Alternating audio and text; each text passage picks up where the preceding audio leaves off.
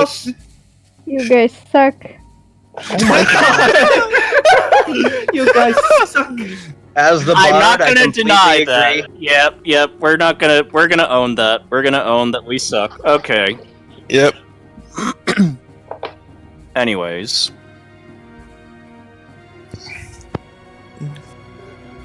They can't. Oh no! They can hear us, not you. No, hey, for the people listening right now, don't worry. The reason you don't hear Kat is because we're taking over the stream. She doesn't exist anymore. This is our stream now. Yeah. Disregard everything Knight says. Okay. Cat should be on in a moment. Just be patient. Yeah, everyone. No. Everyone, listen here. It's now the Baz and Knight show. It'll be all about them doing adorable things together. Oh my. I'm gonna snuggle a bear for you right now, buddy. Come here. On second thought, Cat can come back. I don't want this anymore. This is not my problem. No. This is a new show about Bishi stuff, so it's a completely yaoi central channel. Oh my. Oh yes.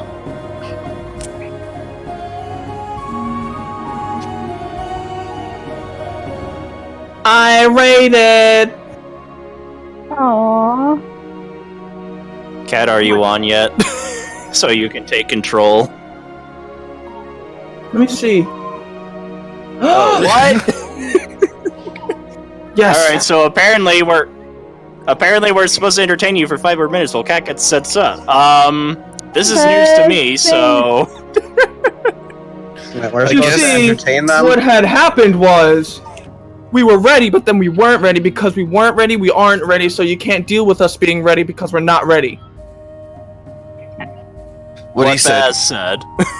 Now someone repeat that back to me. I no. myself after first ready. No. Okay. You're not ready, Freddy? No. No one hears Freddy, so no one's ready. Hey, Soder, you want to sing a song? You're the bard, after all. Yeah. The only song that came to my head is not a non-mature stream song appropriate, so I'm a decline. Well, thank you. Thank you, CD. We try to be. I'm not just this on-command voice person. Okay. I told I'm you the person behind this screen. It's not just a voice. You insensitive. Just ew. Does anybody? All right. Does anybody want to hear the DM sing then? In my awful voice? Yes. Yes. Okay. All right. Now gather around, boys, and listen to me. I'll sing you a song of the fish in the sea, and it's windy weather, boys, stormy weather, boys, when the wind blows. We're all together, boys, blowy winds westerly, blowy winds ho. Jolly sou'wester, boys, steady she goes. Alright, you're up next, Baz. Come on, continue. I don't wanna. CD and I can't. CD. I can't. I just see CD I forgot and the rest files. of the words. I forgot the rest of the words. Then sing from the beginning. Oh my gosh. Okay. CD and files. It's not unusual. It's not unusual for anyone. No. I got Twizzlers in my mouth. I'm trying. God damn it, Baz. I'm trying. No, you're not. I know.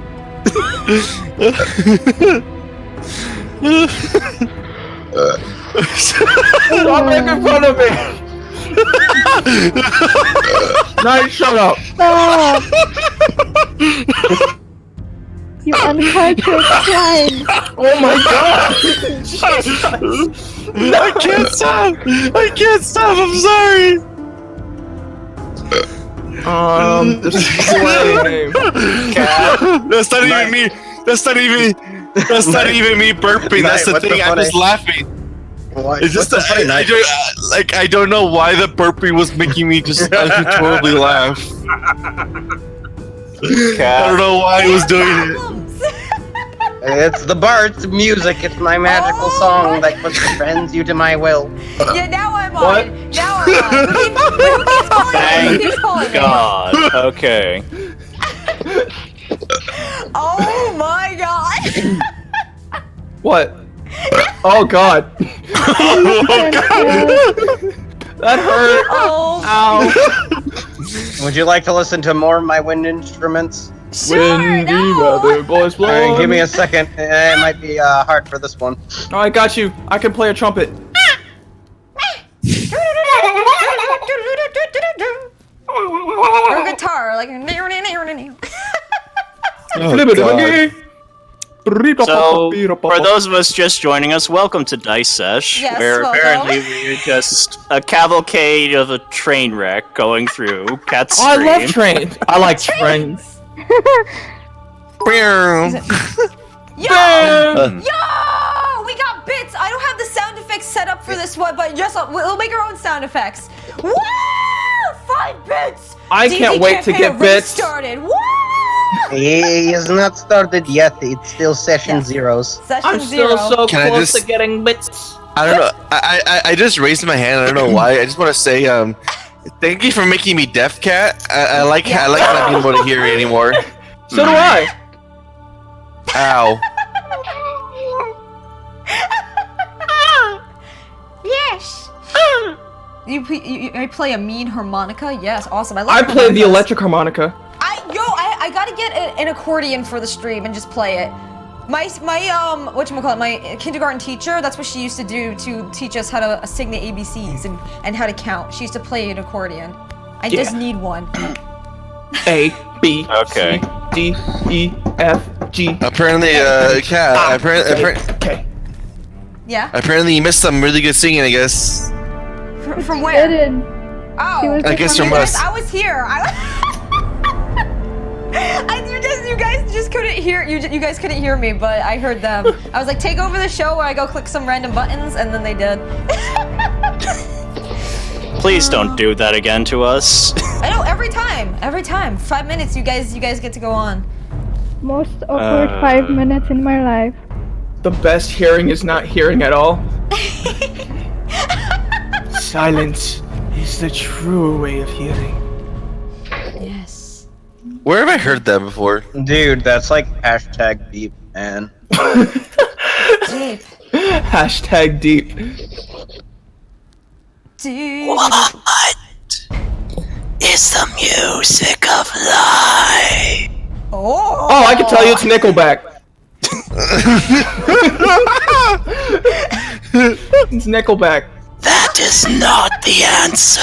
Joke's on you. I start playing if everyone. Skyrim. Starting to sound like those things from Lord of the Rings. Yeah. Look, wait. Singing competition. Worst one must be the bard. Oh. Singing competition, worst one must be the bard. He already No. is. I'm already Okay. the bard, so. I already won. Okay. Sing! Okay, guys, in your character, before we start, this will be so funny. Every single time we have Dice Sesh, you guys should have like a singing competition in your characters' voices. Nope. I'm out. Oh, man. I'm done. I surrender. So, hey, would you look at the time? Let me just walk out of the room. Wonderful world. My Okay. name is Gideon. I'd like to say howdy on. I'm It trying sounds like a to racist run. trying to do an impression of some Asian Wait, I'll put person. on, hold on. You know I'm what, this is- from an island country. Why are you saying racial words? Why are you turning into Muscle Man, man? Come on, bro. Oh I don't know what you're talking about. Ugh. Just chilling here with fives, bro. Okay, actually, this gives me an idea. So why don't we introduce the characters that we've got so far for the Yes. campaign, and you have to introduce them as themselves. So Yes, good idea. Oh, Yeah. okay, so you yeah, go in just and be like, hi, Put more I'm me. pressure on the guy who has anxiety. Yay. Hey, no pressure, but pressure though. no pressure. Okay, no so why pressure. don't we start things off with Shade? Why me? Because you've been the most quiet so far. Yeah, Thank you, reason is she has last much as anxiety as me. No pressure, but pressure though. Alright, so, start off, introduce us to Shia, would you? Should I just say that I am Shia? You are Shia. Shia has to introduce herself. Hello, I am Shia, Shia Nerlor, and well, I'm on an adventure to find people that would help me with a little problem that I have. That is, I kinda am fighting for my soul because I might have made a small mistake while dealing with a demon, and that doesn't happen too often. So, I am a smart woman, but I do make mistakes, and right now I really need some help because apparently I need to make a good deed to not be damned to hell. So, yeah. Alright, well done. Alright, next up, So Knight. clapped. Alright then. Give me a second. Get into character. Okay. Well, I know that I had to stretch real fast. Don't worry, dude. I got you. ¿Cómo estás? Me llamo Uno, Knight. dos, tres, cuatro, cinco, seis, seven, What? 8, 9, 10. That's Spanglish. Oh shit, we did your Get the hell out of here with that. that. Both of you can just shut up. Both of you. Alright, let's see. Knight, introduce us to Onrar Lyrant. You know, can I say real fast? You say that character's name better than I did. I'm the one that came up with the damn thing. Keep in Alright. mind that I have a character named Stralamil Lavalon. Yeah. Okay. Well, I am Onrar Lyrant.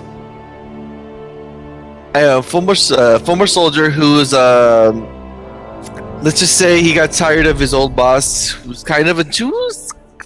Best way to describe him, kind of a jerk, really. Let's go with that, yeah. Let's see. Are you done laughing, Mrs. Crazy Yes. Pants over there? Oh. Shut up, Gideon, before I throw you at someone. Oh! Alright. As I was saying, after I left the soldier life, I decided to travel around to try to figure out what to do with my life, really. From there, traveled temple to temple, eventually found somewhere where I belonged and became a paladin. Through there, I met a crazy little red psychopath. And occasionally when I get excited or angry, really, I tend to spat out in a language of my continent. So, have fun with that. Alright, well done. Now then, shall we turn to Onrar's companion, the eponymous Yaroslava? Hello, how What are about a hippopotamus? Hello there. Eponymous. I know that was the joke. Well, Moving I am right along. Yaroslava. I am on a journey to make sure that my mentor is saved because he taught me everything I know. The world was always against me and being a tiefling, and I hid from the world for so many years. Until now, that I must go and try to save my mentor and all that he is and all that he ever will be. And I talk too much about my mentor, and everyone else gets very annoyed by me. And I'm dealing with a stupid paladin who won't leave me alone. Just make him leave Sup? me alone. He doesn't know what he wants from me.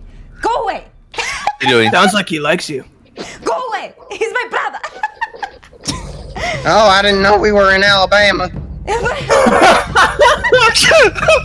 Oh my. So yes, I am on a journey to find to find a way to save my mentor because he saved me and taught me everything I know, and it's my turn to save him. All right, next. Well done. Alright. Thank Soder. why don't you introduce us? I'm gonna plead the fifth.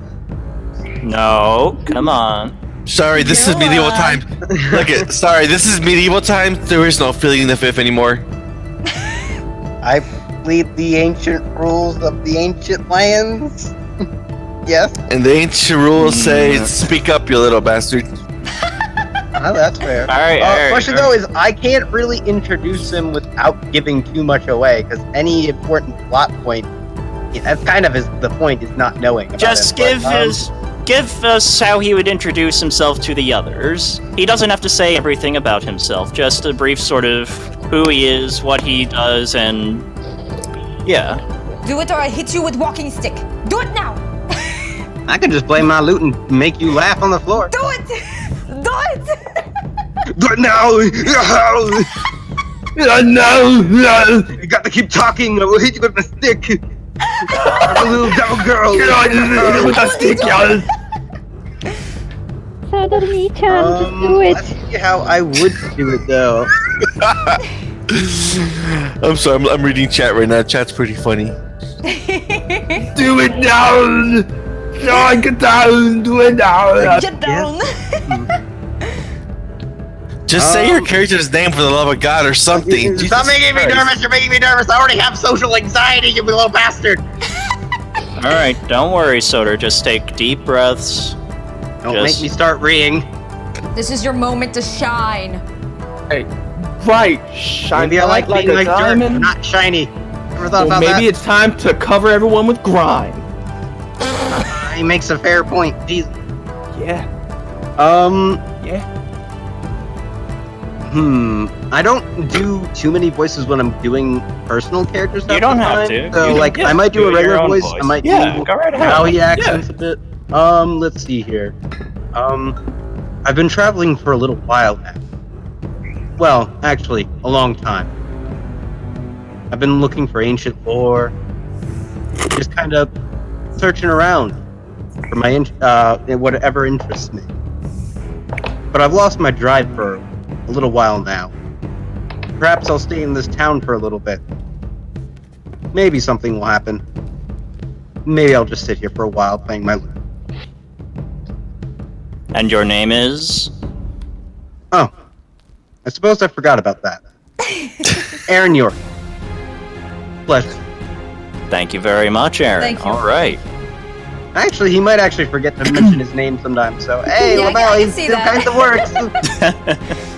Alright, now, next up, Baz. Why don't you introduce us to Gideon C. Knives? Let me get the Asian music out. Hello there. My name is Gideon C. Knives, and I am on a journey to help anyone in need, but also to search for my own redemption. Ever since I lost my fiancée in a battle, I wish to carry out her wish to help all those in need, even though myself I find it hard to trust people.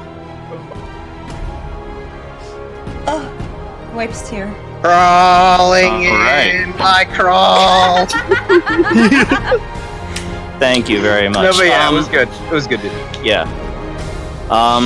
There is also the sixth party member, Felix the Bard. Some of you in chat may know him, namely because of how he brags about how he's ahead in the leaderboards. But yeah, Felix should be joining us later on. Yes. He is playing a Dragonborn fighter by the name of Roter Shortkampfer. I hope I pronounced that right. A And little bit more like Rotor, but yeah.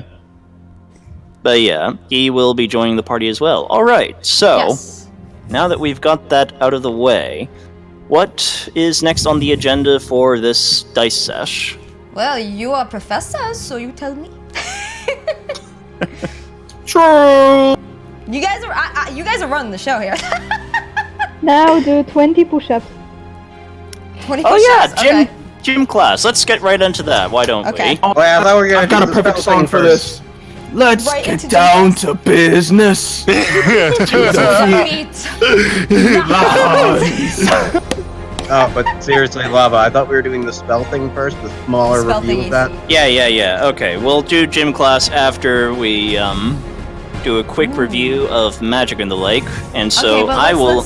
Let's read the chat right now, because Justice Spade 1 said, "Hey, homebrewing a platinum scale Dragonborn and need some advice on the breath attack and damage resistance that comes with the dragonic ancestry. The only platinum dragons had a mixture of thunder and radiant damage in their breath attacks. Should I choose one of the two, make her have the ability to breathe either, or have the breath attack or mix of both, e.g. 1d6 radiant and 1d6 thunder?" Sorry for the long message. It's a 3d6 attack. I would say it's very dependent on the backstory, partially personality, because Dragonborns, depending on what type of backstory you're having or lore you're having for Dragonborns, they usually would have this digital, like, tailbones, but not actual tails, not actual wings. So it would be not crazy to say it would only be one type of damage. Very Yeah, and in fact, that's actually line. Yeah, that's actually quite common amongst the metallic sort of Dragonborn, because in the player's handbook you'll see that, the Gold Dragonborn can breathe fire, but Gold Dragons themselves have 2 different breath attacks. I would say radiant damage. Well, no, not radiant damage. I would say go for thunder damage, or otherwise, like, do radiant. Again, it's something that depends on your DM, so, yeah, work with them through that, and hopefully you'll figure something out. Tips of the day. Yay! There you go. Alright. Oh, man. Hello, dude. Hello. Oh, no. Oh, no. That's all we need right now. Hello. Hello. Hello, hello, hello, hello. How are you doing? Sorry. Ooh, and Dave I'm is lag- looking for a suggestion on what character they should make for the next PC after I announced during the League stream yesterday that my last guy died. Yeah. I mean, it depends on what you're going for. It should be a mixture of what you want to do, and also, in my personal opinion, what the party might need. Not necessarily a specific role, but usually portraying with a frontliner or a backliner, because a lot of campaigns you'll fight a variety of monsters, and if you are all wizards, a big giant boy's gonna come rushing in and give you the big club to the booty cheeks. So you may want to consider something you're a little out of your comfort zone. So again, it would need more details, but try to do a mix of what you think would be appropriate for the situation, man. An entire group of bards. That'd be funny. No, you need a party of clerics and call it the Amen again. Yeah. Boys to bards. Boys to bards. That needs to happen. Can that happen in our campaign? Can we have a boy band of just bards? Like God, NPCs? no. That's gonna happen, but Aaron is not gonna be anywhere near that crap. Anyone can Why learn how would to you play do a that? He lute. loves all types of music. You'd find that stuff just repugnant. Oh man. Alright, so I could throw in maybe like a acapella group oh my god. or a quartet. That would be so funny. Okay, you guys want a quartet playing in the first bar you go into? Fine, you can have that. Yes! Starts plotting for repercussions for interfering in my campaign. You would not believe your eyes. Would not believe your eyes. Firefly. Just okay. Let's get this. English is hard. Blah blah blah. Lollipop, we should bring- lollipop, oh, lolly, lolly, lollipop, lollipop, oh, lolly, lollipop, ba-dum-bum-bum. Gee, dude, was there? Either way, Nintendo we should Direct. probably bring up the page about the spells again. Okay. I gotta find that. Can you send it in the Discord? A Yep, lazy little. there you go, cat. Lollipoppy. Lollipoppy. There, that should do it. Yep. Thank you. To this day, that voice still gives me nightmares. Man, I could hear Knight physically getting triggered. Lollipop. Yeah. Alright, Okay. Cat, no preying on Knight's fear of lollipop. Okay. I will. Okay. Baz, the same goes for you. No promises. So long as you try, I'll be happy. I'm not going to. So wait, we're learning magic right now? More magic? Yep. Okay. Now, where did we leave off? I suppose I should hand this over to Soder. Is that alright with you, man? Yeah, for a bit. Again, just saying, if at any point I just randomly leave, it's because I have things to. Oh no. Yes. And he's gone. Speaking of which, just give me a second. Give me a second. Alright, alright. Okay. Let's see, I think last we left off on cantrips and first level spells. So... believe so. You said that's good. Well, Yep. yeah, wait. Wait. Blah, blah, blah. What did I remember reading? I remember the last thing I read about was Thorn Whip. So I think it's... Alright, so... why don't we Thank start you. on page 3, Cat? Page 3. Okay. So, like, we also cast the spell at a higher level to increase... Yada, yada, yada. I am back for the moment. Yeah, Awesome. so when I'm, depending on my schedules, I need my mom needs help from me or whatever. Oh. So I just go and do that. Also, what I was going to say before is if I have to leave early, it's because my brother's coming home and we're going to go over to help a family friend with Oh. moving things. So Oh, yeah, sweet. just want to mention that. Awesome. Yeah. Yeah, so if I go like, screw you guys, yeet, yeah, that's why. But understandable. Yep. Let me bring up the page. Longstrider. Where exactly are you in the sentence? We can also cast the spell at a higher level to increase the healing. Could you click exactly where it is so I can see where you're Yes. highlighting? Makes it a bit The easier. beginning Okay, of the thank page. you. Oh, hey, Cat, you're a badger. What? Honey badger You're don't the give no anonymous shit. badger. I'm a honey badger? Where? No, just a badger. It says That's anonymous, me. whatever. And there's also anonymous wolf, anonymous rabbit. Apparently I'm a rabbit. Oh.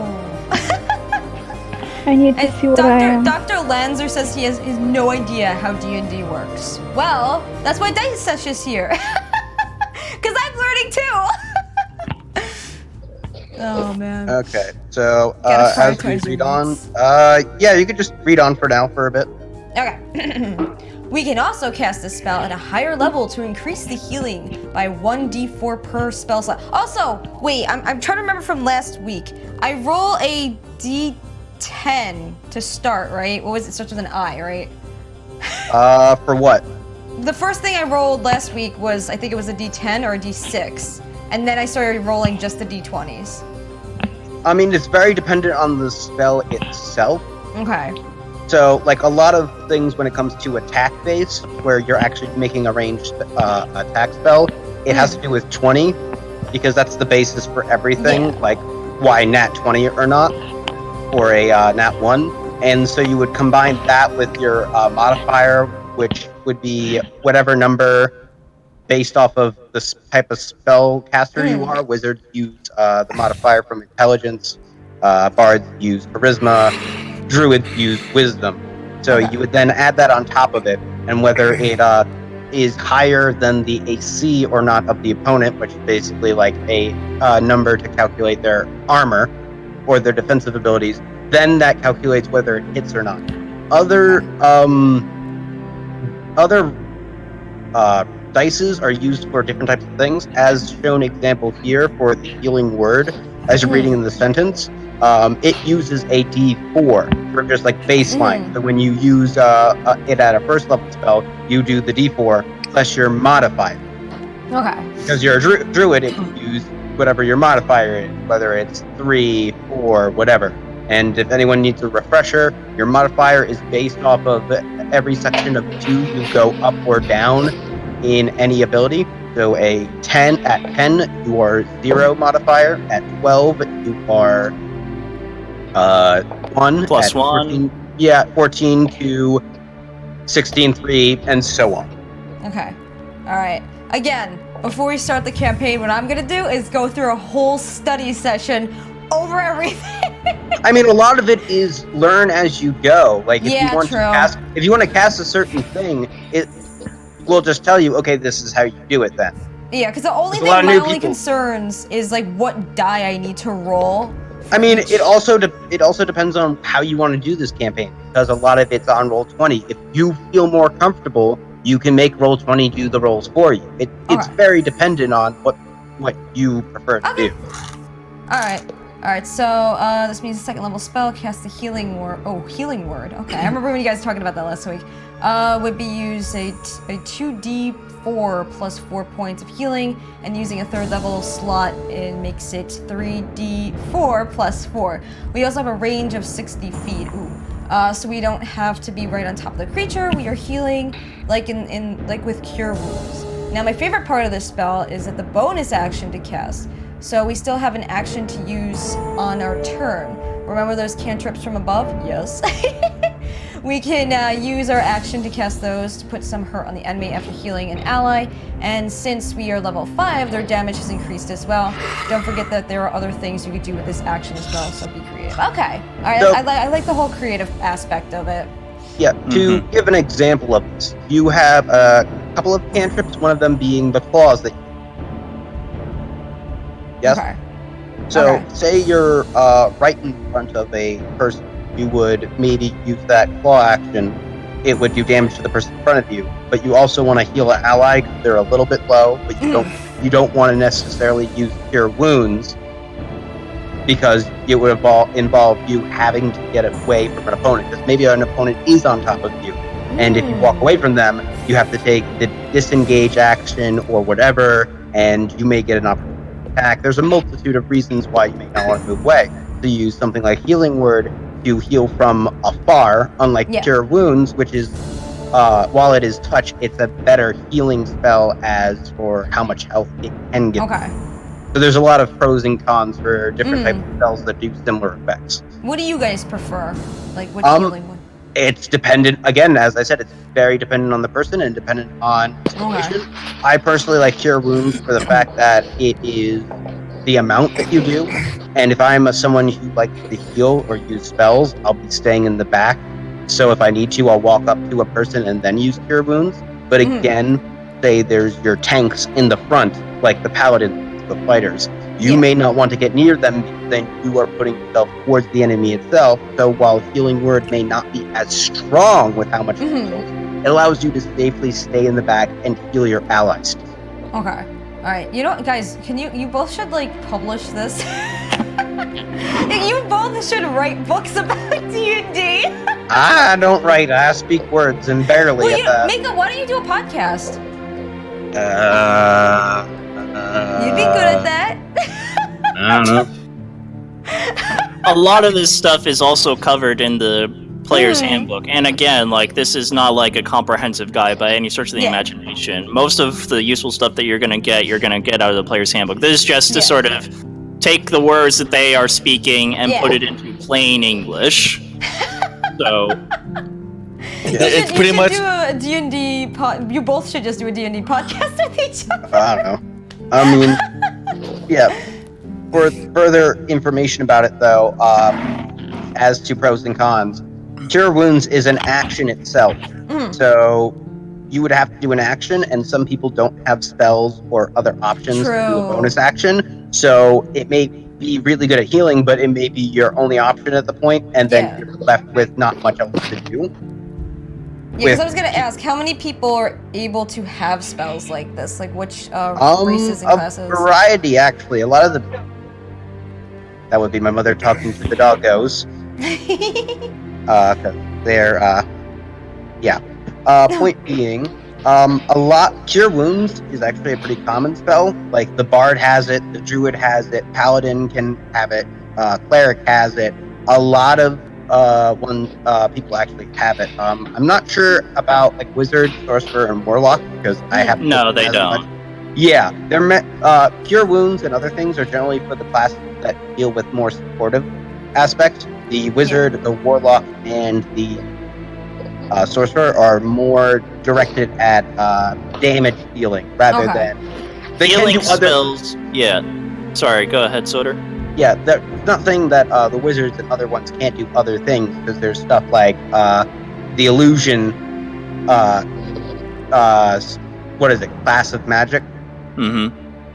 and that may be able to support your allies, but they concentrate more in a specific way, while druids in my opinion, druids and like bards go through a variety of spells. Yeah. That go through different things, while sorcerers or wizards may want to concentrate on certain things. Okay. Alright, Yeah. so I like the name. Longstrider is quite different from the previous spells we have looked at in the number of ways. This is considered a buff spell as it increases a character's stats. It increases their stat. Oh, nice. In this case, we increase movement speed by 10 feet. Oh, wow. You may cast this on yourself or another creature, and it lasts for 1 hour. Okay, so time-wise, how does the days, times, everything usually work within a? Is it like an hour as in our time, an hour, or is it much quicker? Oh, hell no. Okay. Otherwise, we'd be here all day. Yeah. No one would ever play D&D unless you're insane at that point. No, it's dependent. A good rule of thumb that people base it off is actually the combat. As I've said before, each person's movement thing is approximately 6 seconds. Yeah. Well, it's not actually 6 seconds, but the idea of it is while you're in combat, you wouldn't get to do all these fancy moves in just one turn. But to actually give you more of an idea, each round where everyone has gone through their turn, no matter how many people there are could be one big boss that you're fighting with the group and just the 6 of us, or it could be like 10 goblins or whatever it is and the 6 of us. The point being is once everyone has gone through their turns and it's back to the person who went first, that is approximately, it's like a minute, right? Yeah, about Around there. Oh, cool. Okay.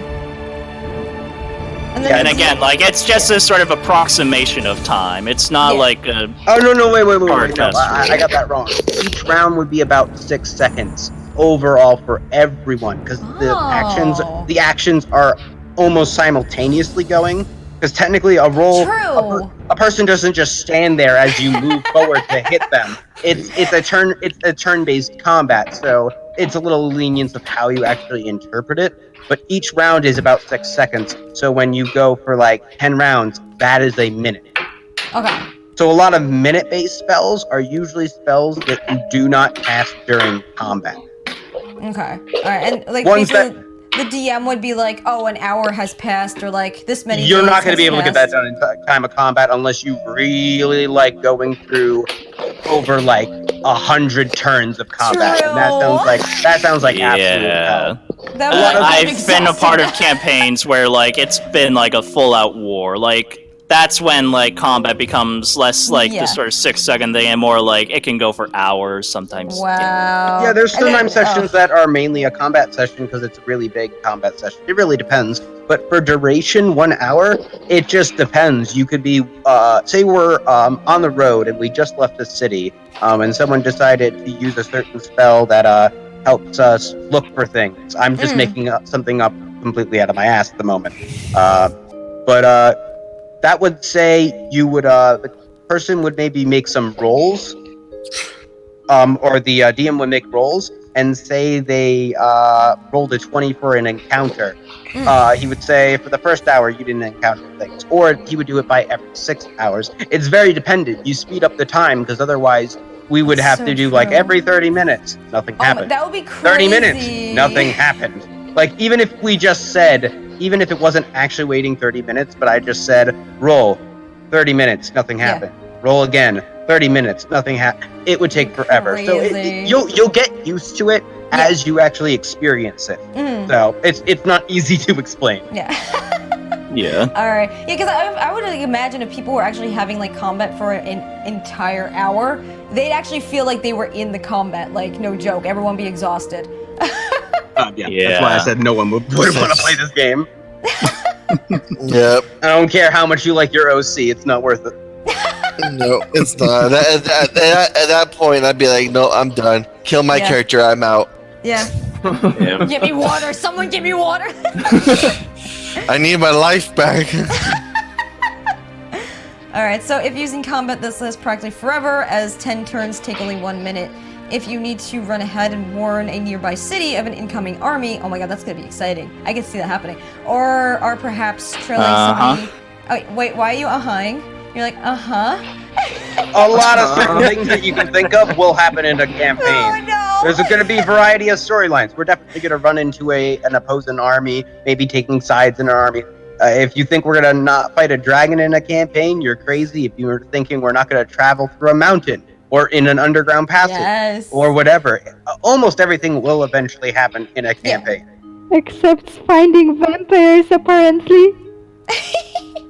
I'm going to get a dragon as a pet. They're exactly. sentient. They're sentient creatures. That's slavery. Look, Not slavery, we're buddies. I'm not gonna lie to you. I had a campaign we played where we found, I think it was a bronze dragon, and she was dying, and we rescued her egg, and it hatched, and it was our little buddy. The little buddy. Can that happen? Oh, they can take care of the dragon. Oh my god, then what if it dies? I'm not gonna be able. Do not kill our dragon pet. Papa, prepare your anus. Oh god. We shall see. Sartin just said cat will be the pet. Oh my. Oh my. Again, I think that's slavery. It's not slavery! Because slavery, transform on animals. That's true. Because I could transform into the animal. Right. Fair again, but you're still sentient, and putting a leash on you makes it seem a Who bit said I would weird. put a leash on them? Okay. You were thinking it. No. But now he is. Don't lie, because I was thinking of it too. That's you, not me. I'm good. Moving right along. Okay, yeah, moving right along. Yes. Just read the rest of it, and do you have Roll20 up, by the way? Yes, I do. I signed in before. Okay, so yeah, just read the rest of the paragraph there.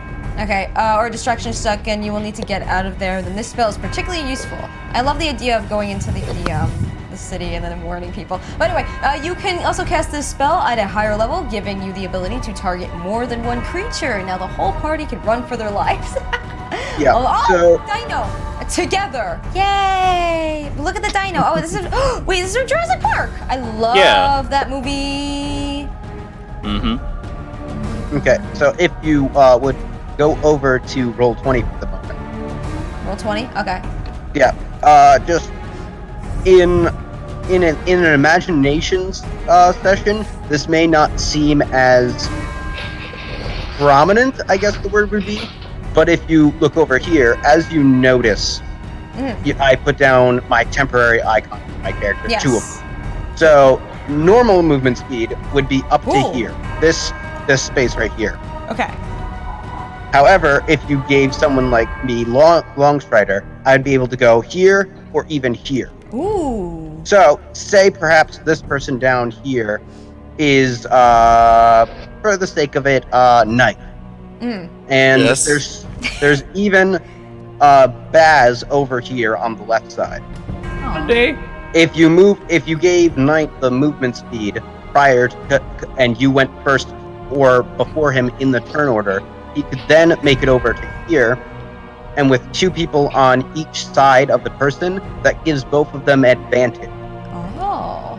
So they get to have the double D20 roll to see if they actually hit, and they take the higher number.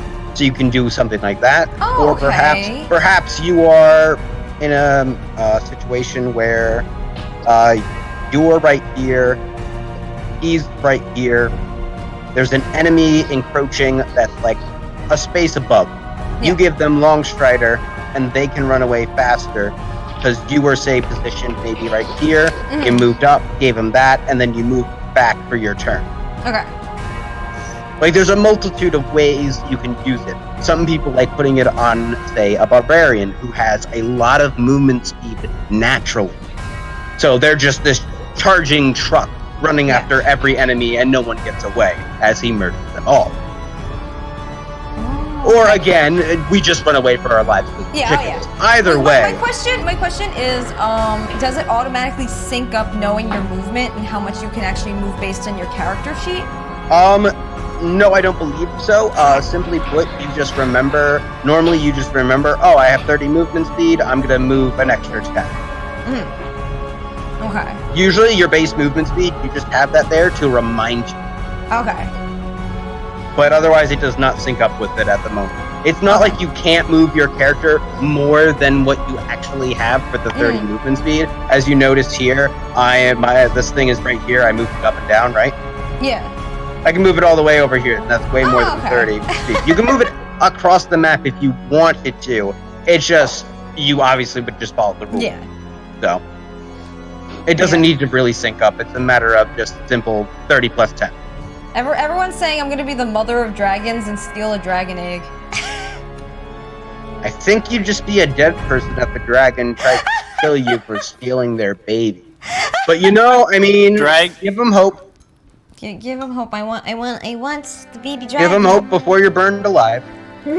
Dragons are very protective of their eggs, just like a lot of reptiles in actual real life. So, I would not recommend doing that, Cat. Not to mention they are sentient. They're like a person, so they're smart enough to hunt you down. Very true. Very true. The only reason we got away with the whole us getting a dragon in my campaign was because the mother was dying. All you gotta do is roll a stealth of 20 and also have an invisibility potion and you're good. Okay, we'll go get that then. He says that, and then the I've done it. Cat, I'm looking at you right now. I'm telling you this right now. If you try to dragon up a dragon, I will stop you. I've already done it. I've already stolen dragon eggs and we sold them to gnomes. Oh my god, I need dragons. I don't want to sell them, I want to hatch them. Either way, moving on. Okay. On to the next. Oh, I forgot that picture's there. What picture? Run away together. What? In the document. Oh. Back to the document. This is a document. Alright, I just reopened it. Alright, so another buff spell. I love the picture of our boy T-Rex here. Another buff spell is a pass without trace. Ooh. Which enhances stealth checks with a +10 bonus to roll. A big difference to note here is that the spell's duration is marked as 1 hour with concentration. This means your character must maintain a level of focus on the spell or it ends. Oh, okay. Oh, so you have to focus on it? It'll explain as we go. Okay. A character may only concentrate on a single spell at a time, so if you cast a second spell requiring concentration, the first spell ends. Taking damage may also take your attention away from the spell. If you take damage while keeping concentration, you must make a Constitution saving throw. Okay. The DC for this is either 10 or half the total damage, whichever is the higher number. Another way to lose concentration is your character becomes incapacitated.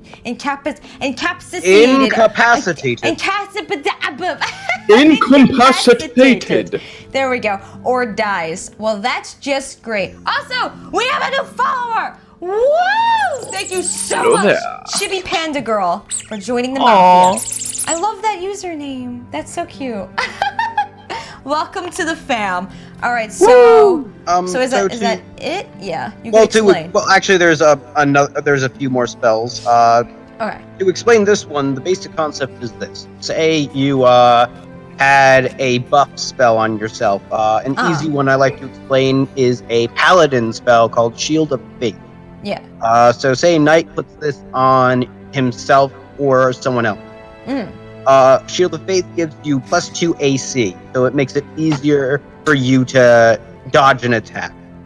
If he gets hit by an attack, he has to roll the D20 plus any modifier that affects your Constitution, and whether you have proficiency in that saving throw, which many more bulky people may have that. I believe the fighters have that in Strength and Constitution, right? I want to make sure someone can not that I'm not being correct or whatever. Lava. Working on it. Yeah, because I'm pretty sure barbarians get proficiency in saving throws for Strength and Constitution. Yeah, I believe I have. I think I have some too. Yeah, yours is, I believe, Charisma and something else. Charisma and Wisdom for Paladins. Yeah, for Paladins. Yeah.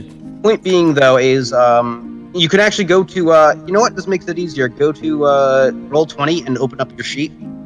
Me? Yes, you'll be able to see some of your stats for it. I'll even have my one open as well. Under bio, core? I'll go with core. Yeah, under core, and look over to the left. It will be that one of the third square, a little bit, not the direct left. It says saving throws. Yes. Like, for example, what number does it say there? It just says saving throws.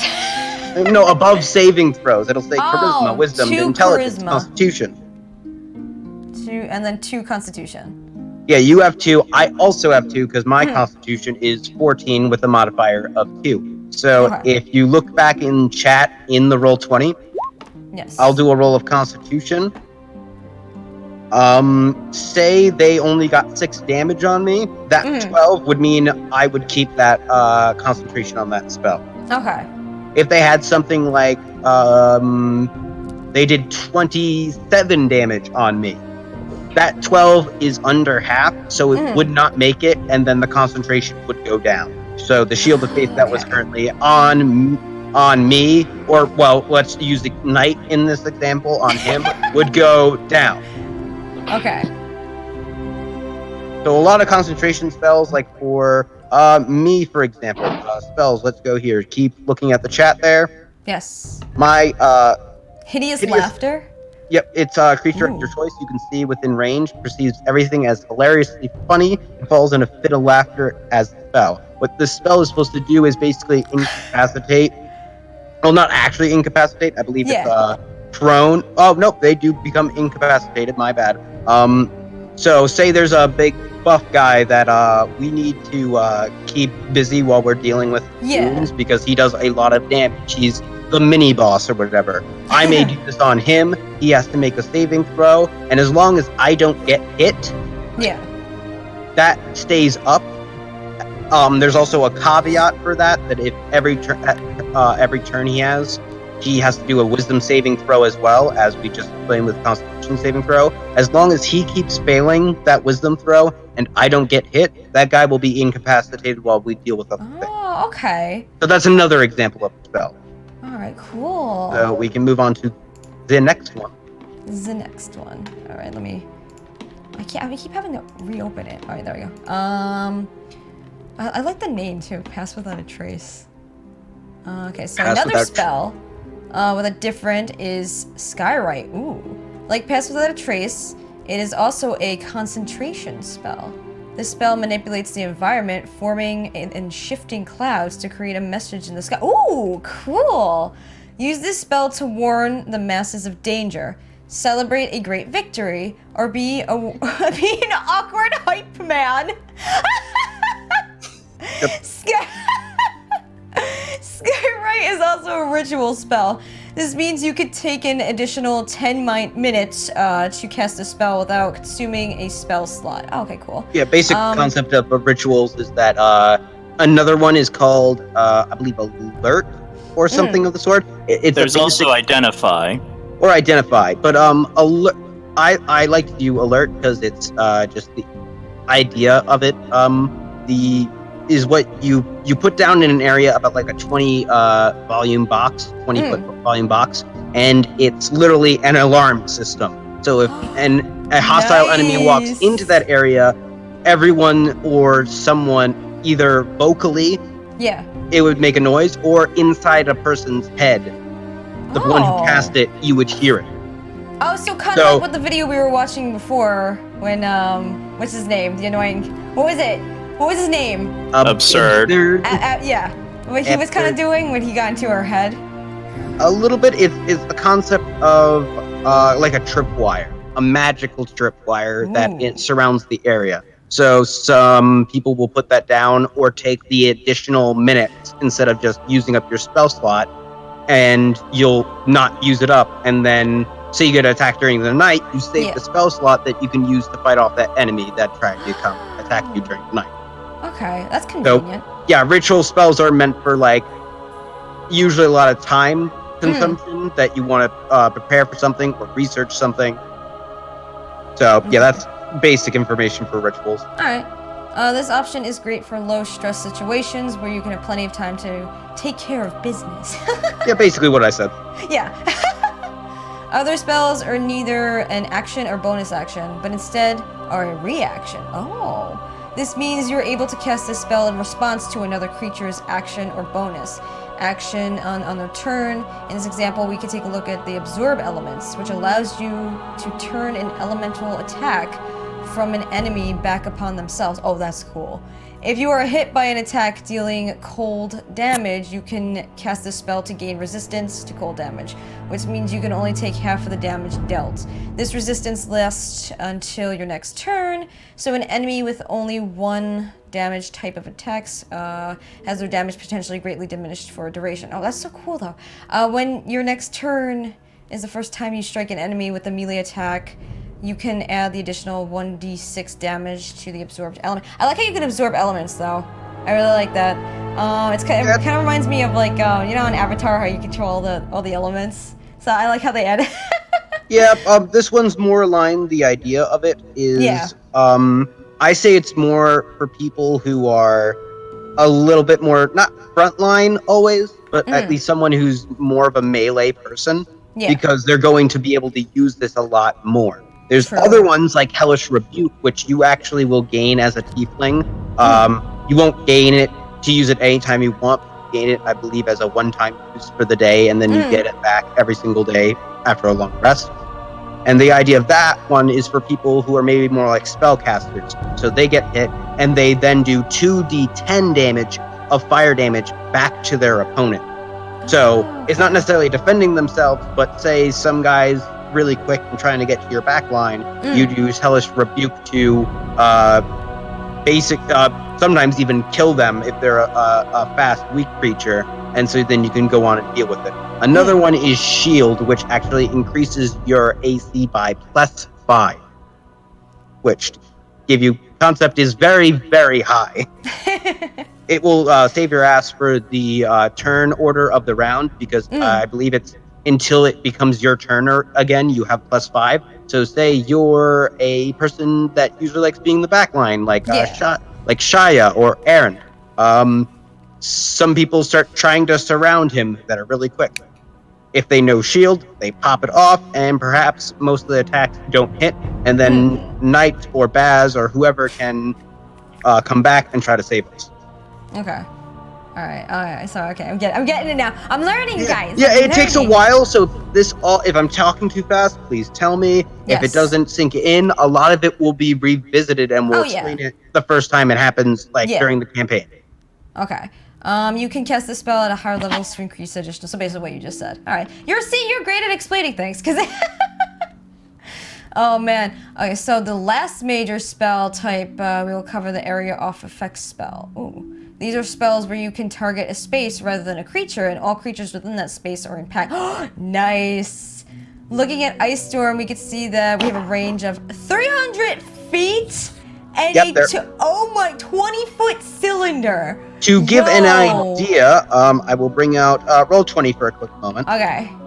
I will bring out this character, and for the moment, let's see here, brush, 20-foot actions.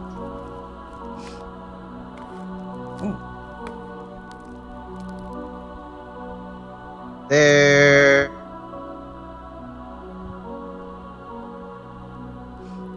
Yep, that's freehand. And I delete the icon as well. Technical difficulties.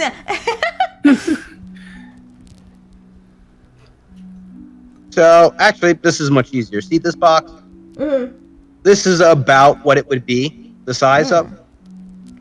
Sometimes it's based off like this, and sometimes it's based off a radius. So a 20-foot radius would be that far, but also this far. Okay. In a circle. So it would also be like, to give an example, actually, I will use this person's aura feature. Show it. Save changes. Do you see that? It's a little bit light. Where? It's a little bit yellow. I can change the color. I don't see anything. Oh, it might not affect the actual. You might not be able to see my character aura. I will send a picture through Discord because Lava would need to set that up, and we can do that much later, and it's not a needed feature. Oh yeah, Futar's in the chat. Woo! Thank you for the help on this. Because they say there's also a picture I took below to explain the stencils I made. Okay. Loading. Discord is loading. More Avatar-y stuff would come with playing. What's it called? Genocide or playing a monk. Oh. A Ganassi or a monk, yeah. Is the picture coming up? You may try clicking on it. Oh, there you go. Oh, okay. Yep. Okay, now you said this is Dice Sesh. We're learning some D&D. Yep. Oh, okay. Why would So that show a up? fireball may be that big. There's some Ooh. spells that cover a very large area, so that's the benefits of people Yo. like wizards. While wizards can deal damage at one person, they have a limited amount of spell slots. So fighters may be really good at hitting a single target like a big boss dragon, while a wizard excels extremely when you're fighting large groups of enemies, like perhaps an army of goblins, orcs, whatever it. So moving back onto. That's huge. That's like almost half the map. She thinks this is big, and yet she doesn't know about Meteor. Wait, what? There's meteors? Let me read this off to you. Let's see here. Meteor. I wonder if it actually got nerfed in because I remember in 3.5 it actually did a lot. No, this is not the right one. Give me it. Oh my god. Spells. Let's go all the way for. They want to see the world on flames. Ow! My leg fell asleep. Let's go. Spell level radius. 9. Filter spells. Let's see. Another good one is Storm, the sort of vengeful storm. It's a druid spell. Storm of Vengeance, that's the one. So, Meteor Swarm is a 40-foot radius, so literally double the size of that thing that you just saw. So basically, you see an army and you say, "Begone, thought." And they don't exist anymore, basically, at that point. Surprisingly, we actually encountered a pit fiend that cast that against the paladin in one of my campaigns. The paladin barely survived. It was epic. Yeah, there's things that can get you down to 1 health even when you. Yeah, things get you down to 1 health when you have like over 100 or even 75 health. Oh my god! I'm looking at the sheer range this spell has is freaking ridiculous. There's even some spells that are non-combat that can be going that have a range of like thousands of feet or like a mile, I believe. Storm of Vengeance, for example, its range is basically as far as you can see. So if you're like on a mountaintop and you can see like an army approaching, you're just like, no. And it's just... I could say like, I'm going to raise my arms, and then suddenly it's like you look down at them and you're like, ha ha ha, you're all gone, and then use that. Make a dexterity check. You fall off the mountain.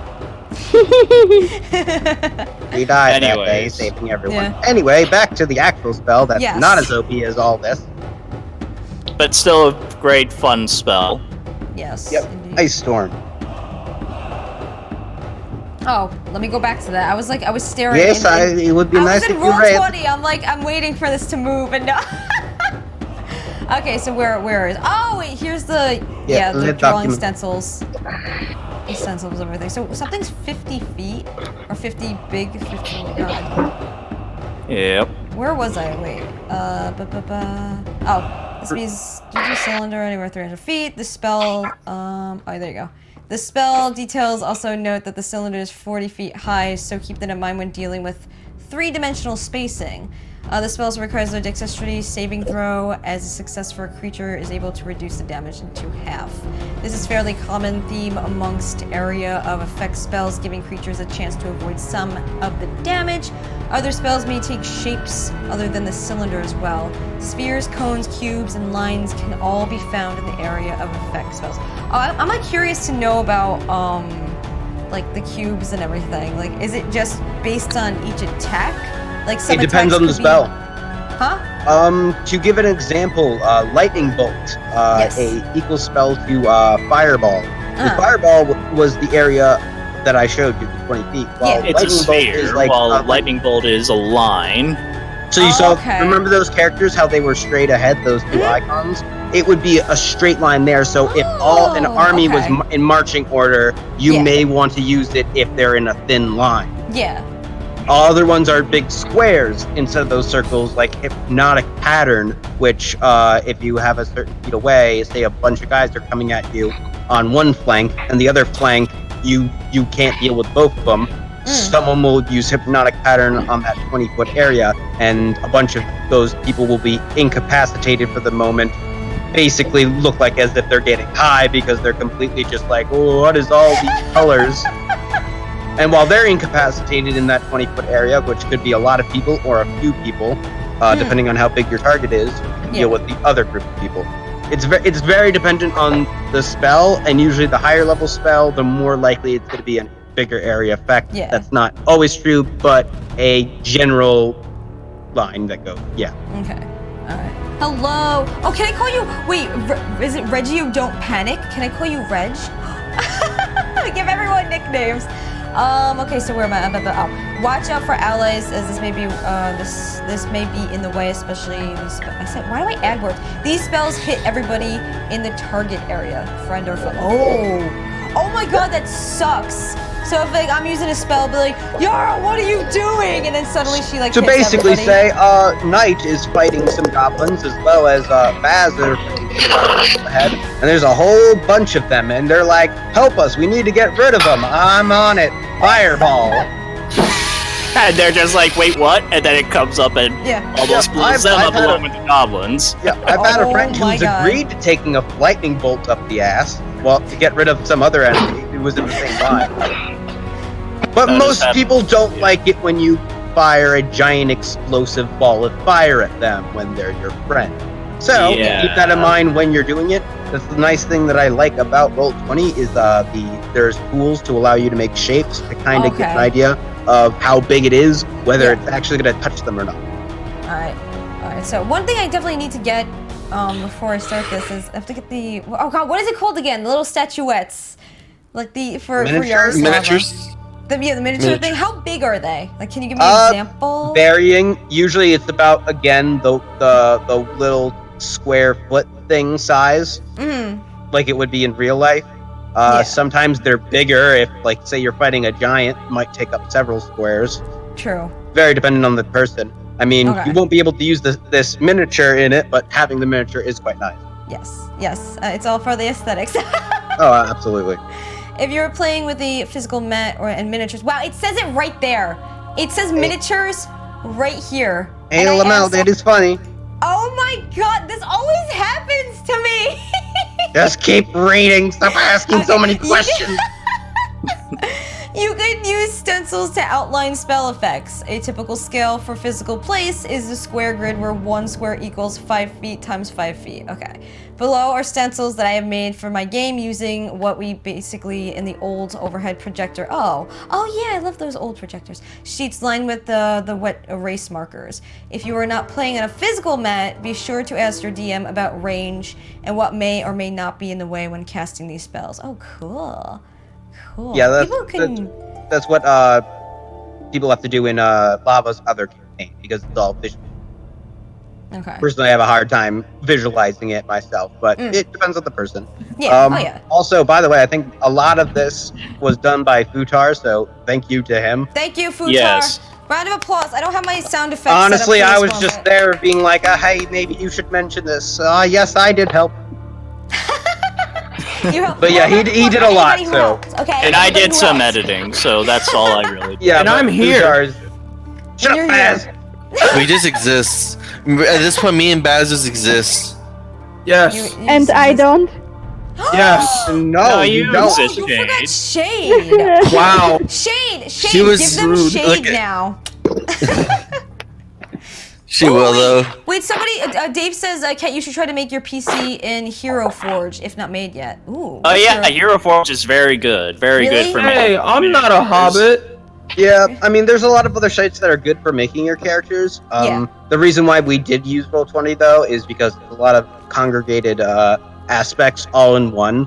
So there's some people who like having their page online, while other people maybe say it and do it Yeah. in a conversation, like in Baba's actual server thing. But for people who actually like doing it on a board, but they can't because they don't live near each other, Yeah. Roll20 is usually the way to go. Yeah, I'm probably gonna get one just to have it on display, because, you know, again, aesthetics. Yeah. Alright, All so about other them aesthetics. Yeah, I know. It's like, I have to, like, that's why I gotta get more, like, League merch and just have Teemos everywhere. And then even for, like, Dungeons & Dragon, have, like, huge dice lights or something. Because, you know, I like to change everything around or add things, so. Anyway, other notable ways to work with spells come with the form of specific class abilities. Paladins can smite their foes for additional damage when they strike by expending a spell slot. Warlock, Eldritch, Invocations. Okay. Invocations. What is it? Invocations. No, what is the Warlock? Eldritch Invocations. Okay, who is that? A Warlock is a Cthulhu. class. Oh my god, what is wrong with me? Can alter their spells and abilities to deal additional damage, extend range, cast a spell without using a spell slot, and more. Is it very important? I'm noticing a spell slot is mentioned a lot. Well, actually, a lot of this information at this last part is just giving examples that are very specific for, you might not need to look into this too much, but go back to Roll20 first. Roll20? Okay. Yeah. Yay, I love physical examples. Yeah, go to your spell section, next to Core and Bio, as always. Yeah. I remembered. Here we go. Yeah. As you'll notice, it says a 2 and a 0 for Cure Wounds Fairy Fire above that section in the first level 1 spells. Yeah. Normally you would have that 0 up to a 2. So if you want, you can just put that up to a 2 for the moment by pressing the arrows. Got it. Yeah. The concept of this is to keep track of how many spells you can use. Later on, that 2 will become a maximum of maybe like 4, while the second level spells may become something like 2 or 3 level slots. So when you use a spell, like just press Cure Wounds and cast that. You don't have to look at the chat. Okay. Once you're done with that, tell me. Okay, did it. Okay, so what you would then do is minus that 2 that you have there to a 1. So it's like a limited amount of use. It's like, as we said before, Pokemon PP using a move. Okay. So, like if you use Vine Whip, you only has a limited use of Vine Whip. The difference is that instead of each spell having their own amount, they all take it from a pool, which is your spell slot. Okay. Now to explain a bit. What happens if you run out of all your spells? You cannot use. You're stuck anymore. with cantrips until you finish a short or long rest. What happens if you lose everything?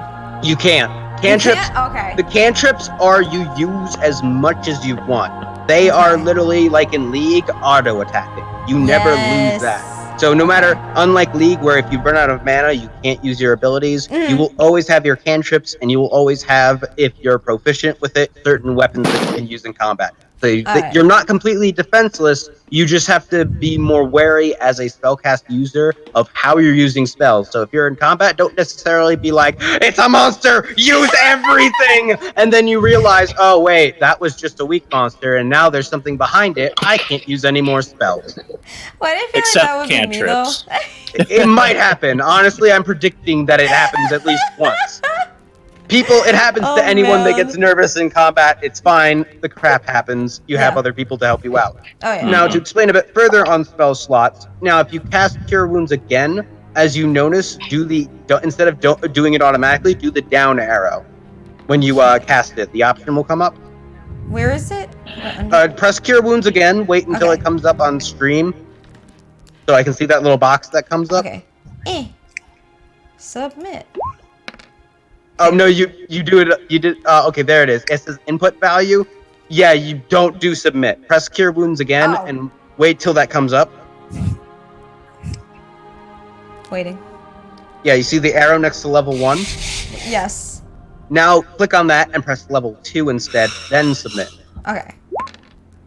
You see, as explained before, for some of these spells, you can use them at a higher level. Now Okay. go back to the chat and see something.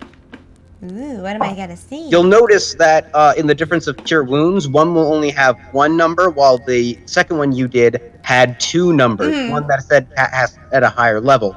When you do that, say you're a higher level person, like a level 3 mage. You have 2 spell slot uses for your level 2 spells, the one under your level 1. You would then minus from that instead of your level 1. Oh. So there's, say, level 3 that you notice in the middle at the top there. That's where you have fireballs, maybe, if you're a wizard. Maybe you want to use a level 1 spell at a higher level instead of a fireball because it's more useful in that situation. Yeah. Like with clerics, they may not want to use a level 3 spell. Instead, they want to use a cure wounds at level 3. Okay. So they heal an ally 4 more. So Okay. even if you run out of 1 slot, as long as you have spells that can do things at higher levels, as long as you have a spell slot in another area, you can still use that spell. It's a bit complicated. Okay. It's a bit complicated at first, but you'll get used to it as we do actual more combat in the campaign. Yeah. It becomes just natural of where you put stuff. Yeah. Yeah. Felix, do you want to walk Kat through setting it back so that way she doesn't accidentally have cure wounds at 2nd level when she actually doesn't? Yeah, because when you cast it at a different level, sometimes when you cast it again, it will have it set as what you changed it to. So you got to make sure every time you cast something, you change it back or be conscientious that you did cast it at a different level. Back in my day, you remembered what you had. You remembered when you were casting a spell at a higher level and you did the math with your own darn dice instead of having the computer do all the stuff for This is you. the future, old man! You had to be good at math, so which is something I suck at. The future is now, old man. Hey, Kat, my amen to God. that. I hate math with a passion. I can't do it.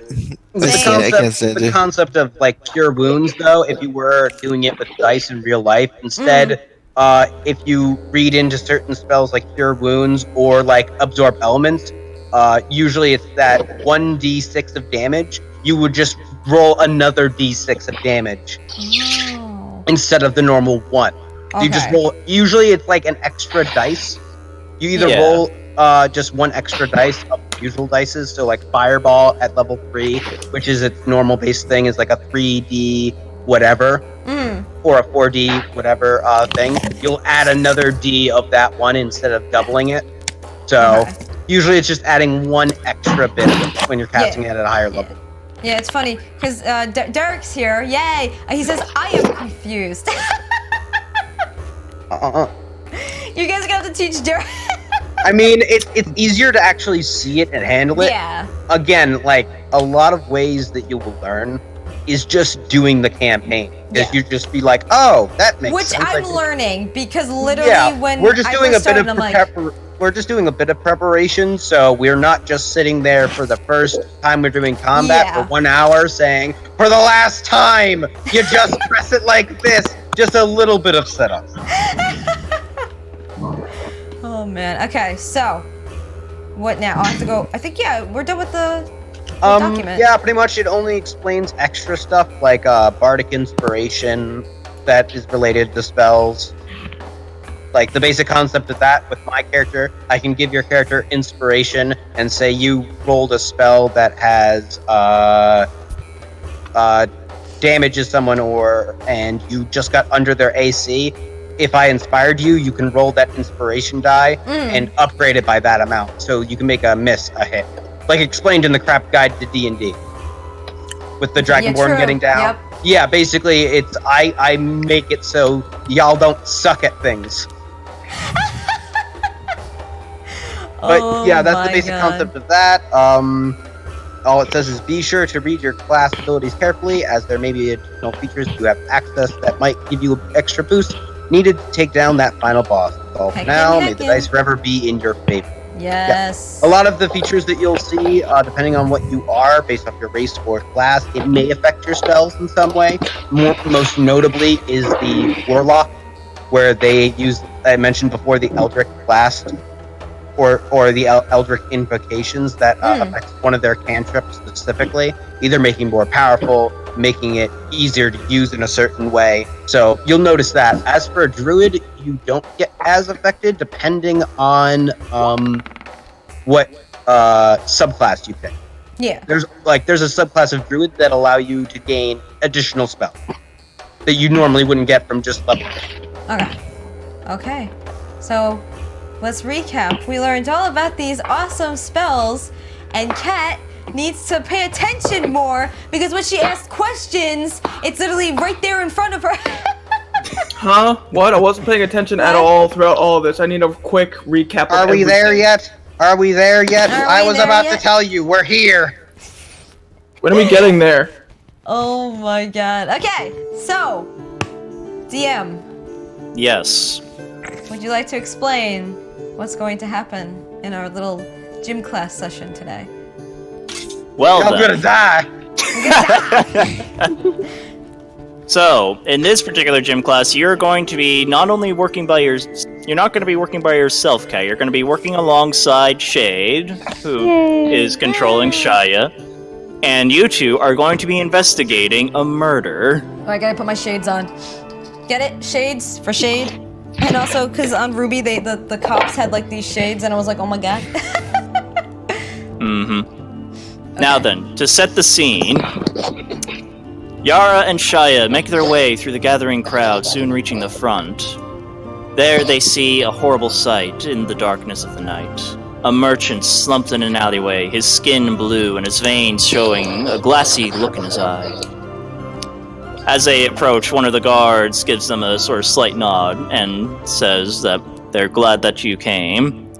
And they step aside as you approach to investigate the crime scene. So, what do, you two? Alright, should we roll for anything? Also, wait, we have to explain why the guys aren't here. This is a canon. We don't have to explain to our viewers shit. Yeah, this is a gym class, alright? This is a hypothetical situation, alright? Just assume that they're off in a tavern somewhere drinking and partying while you do the real work around here. To explain to anyone who's confused in there, like Saren Abominablesh, however you say the name, for now, this is going to be in the theater of the mind. If you want to imagine it, basically your character would be one of those squares. You'd be moving it up towards a picture or an icon of a dead body, and you'd be making rolls still in the chat. But for now, it's mainly just going to be explained in this way. Kat can still use the Roll20 system if she wants to roll it, but she can also take out her dice and also do a roll to see what happens. It's up to however Lava and Kat want. Alright. I would want to get closer to the corpse and see if I can, do I know why is it blue and stuff? Alright, for that, I would like you to roll a medicine check for me, Shade. Medicine, where is it here? Should I roll anything for like you know, how cause she could be kind of angsty about it because she's kind of mad that the guys aren't there and they're in a cavern somewhere? Nah, I'm like, we can You don't roll anything like that, you just roleplay it. Okay. Yeah, you can. There's also a test of your role-playing skills as well. Shaya, where the heck are they? We've been walking for hours and look what we have to deal with now. I'm thinking, I'm not sure. Look what we have to deal with now. I'm exhausted. Now there's just a dead guy just standing there. Like, look at him, he's just blue and dying. Yes, Anyway, we have to deal with this crap now. This is a dead guy. We interrupt this broadcast. Yeah, the dead guy is just standing there. He's just standing there. The dead guy is standing. Wait, is he laying or is he like? Could he be like on the building? Dead, just like Cat. He can't stand. It says that he's slumped in an alleyway. It was just a quick interruption, if I may, Lava.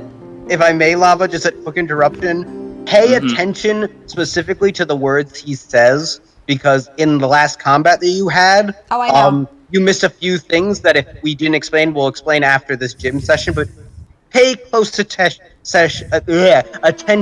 to the exact words he says. Yes. I'm Okay. telling a story. It's up to you guys to interpret it and interact with it based on what you hear and see. Okay. Okay? Yes. Shaya, it smells so bad.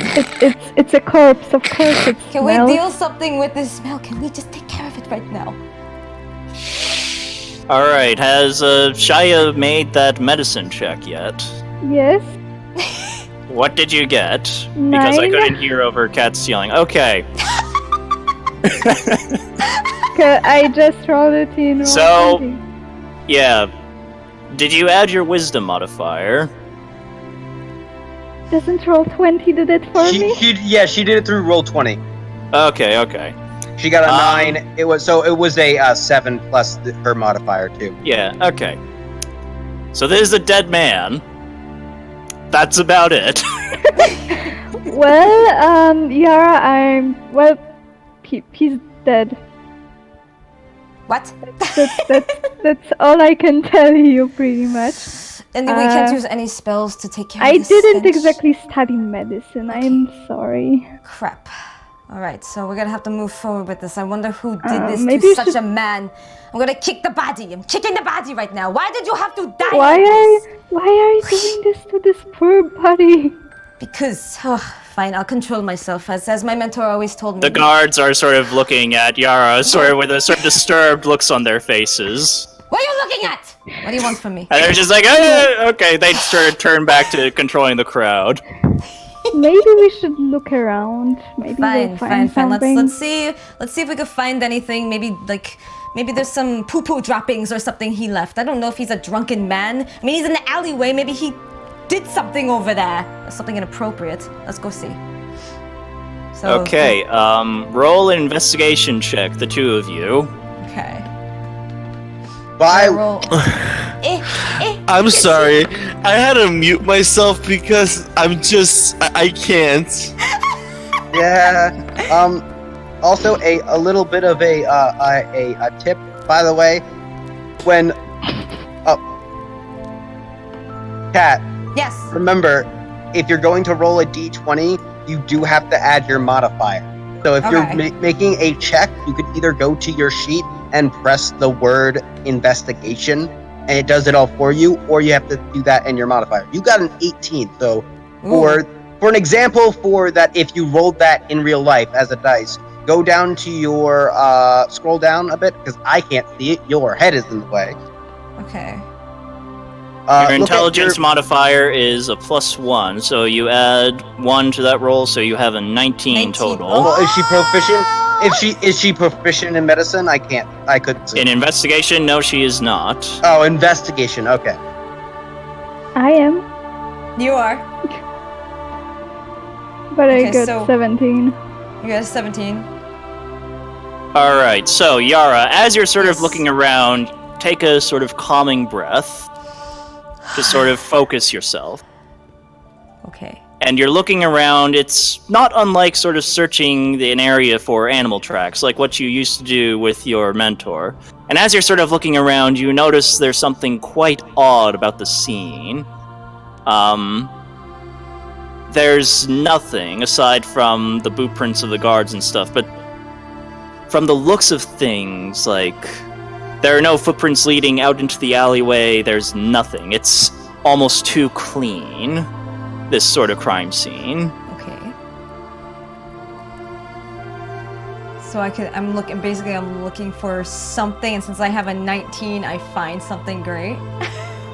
I don't see anything. What Let's about you, see. Yara? Right there! Piece of... What? Hold on, let me run over there. Come here, Shia, look, bend down. Right there. Do you see it? And suddenly What? she picks it up. It's a strand of hair. What is this? There is no hair. There's no hair, okay. You can't just make...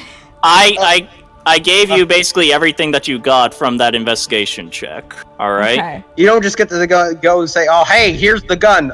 We're in medieval times. Get the gun. Like when the DM describes what you see, you go off of exactly what he explains to you. So I see. So that's why absolutely when he said the medicine check of so it's a dead body. That's literally all she could tell is that Okay. it was a dead body, and that she can't explain beyond that. And Yes. so I basically see nothing right now. Exactly, but that's what's so strange to you, because you know that if this was an ordinary murder, you would have seen footprints, you would have even seen, like, blood splatters on the walls, but there's nothing. Okay. It's too clean. Something's wrong here, Shia. Something is What do you wrong. mean? There's nothing here at all. Everything is yeah. spotless.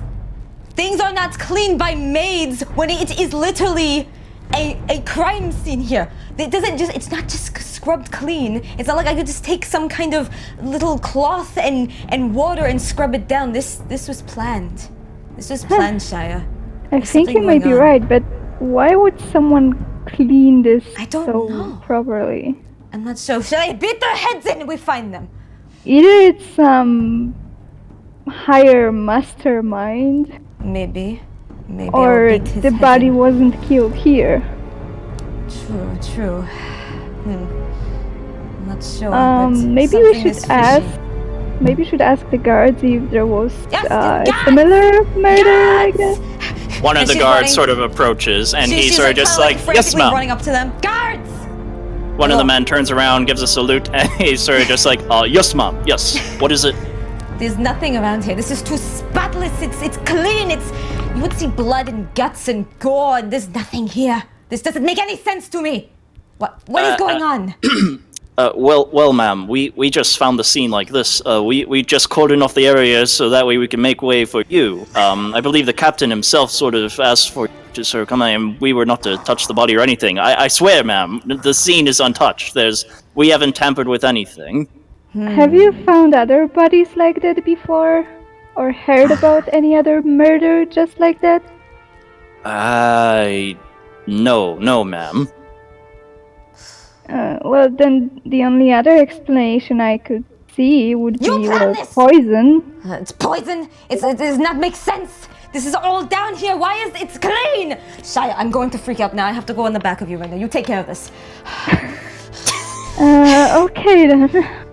Well, that's a good partner I have. Well, What kind of poison are you thinking? well, that's the point. I'm not sure. As I said, the only thing I can say about this body is that it's dead. I don't think I can identify the poison. Maybe you can, or can we find someone who could identify if it's poison? At that point, an official sort of looking man steps forward through the crowd and sort of gives a nod to the guard sergeant. I'll take it from here. And he approaches the two of you, and he gives a sort of slight nod. I nod back. Says, I don't nod back. Miss, I just slump in the Mr. corner. Lore, Mr. Lore, Yes. and he sort of gives Yarrow this sort of look, and he's sort of just like, Hey. Yaroslava. Yes. What's with the look, boy? What's with the look? She spits. Tactful as ever, I see. That's just how she is. What do you mean by that? That's not just how I am. I mean, that's how you are. How I am, yes. Well, this is something going on here, sir. Or should I just call you man? That sir shouldn't call you that. Well, there's something going on. This is literally a crime scene and it is spotless. Spotless. That makes no sense here. Was this man poisoned? Was he thrown aside? Would you think maybe an ex-lover may have done this to him to get revenge because maybe he was hooking up with some other... And maybe the captain sort of just bards? like, step aside, Miss Yaroslava. Don't you put your hands on me. He sort of moves past and he leans down in front of the body and sort of specs and just like, Yes. Okay, you're taking your time. What is going on? Hurry, space. Come on. Pacing Give up. him time. And he's sort of just like, if you would let me finish. And he sort of finishes, and then he stands, and he turns towards you. I've seen a case like this before, a long time ago. Long- It would How seem that the exactly? man... a good 10, 15 years now. 10, 15. You're taking your time. So like Yara's like kind of like leaning in forward, kind of like sniffing the man, just like staring at him as he continues to talk. The man patently ignores Yara as he continues. The man here seems to have had the life drained from him. Some Drained. foul sort of necromancy that work here. Necromant. How would someone's life just be drained and just be left aside as I assume by a necromancer? necromancer? But how? Why would this just suddenly disappear? And the minister just like, I am not sure. If we did have all the facts, we would most likely have caught the culprit by now. That is why we're leaving this to you and your esteemed colleagues. Well- to us? Okay, well, how much money are we making off of this? How much Minister just gold? like, you will be adequately compensated for your work, as per usual. Wow, a druid that really likes Very gold. well. Have you heard about any rumors about some suspicious people around lately? Suspicious people. And they're just like, we've already looked around for witnesses. The last crime scene where this happened, no one really saw what happened to the man. He just stepped into the alley, and when people went to check, that he was dead. Check. Like little checkups on him? Now, why would they keep checking? Did they have suspicions? Well, when men enter a dead-end alley and they don't come out, yes, people do tend to get suspicious, Miss Yaroslava, as I'm sure you would understand. Oh, are you talking from actual experiences? Shia, you would know last time when I battled that hunk of flesh. Went to that stupid cave and didn't come back. No one came for me! No one came for me! So, whatever. Shia. It's okay, Yara. How do we handle this now? I'm not sure. But I'm Well, suspecting apparent- everyone. I'm suspecting everyone. And she's staring at the guard, just staring at him. That also means you, sir. Do I have some knowledge about necromancers? Like, would I know how to recognize one? I would say, Shia, Yeah. roll an Arcana check to sort of figure out how this could have been done. Okay. Right. Can't tell if I should go in Oh. and mention things or not. So, back for now. Feel free to do so while Shade makes her checks. Well, Yeah, I did. something that you missed at first, Kat, Yeah. is that when they first did the medicine check, you can do it as well. Oh, okay. So as long, even if the DM doesn't ask for something, like if you enter a room and like you're exploring a ruins and it's in a cave and it was a small dwarven city, very small. When you enter a certain room, you don't have to ask, do I see anything? Can I make a perception check? You can just make the perception check unless he's already telling you, like, oh, as you enter the room, like, as long as he's not saying anything, you can make any type of check. So You long as you want. ask. Okay. So long as you ask. I think for the most part, like, there's some exceptions, like, if you walk into a room, you can make a perception check. But like if he's saying like, oh, the body's blue, one of your friends do a medicine check, you can also do a medicine check.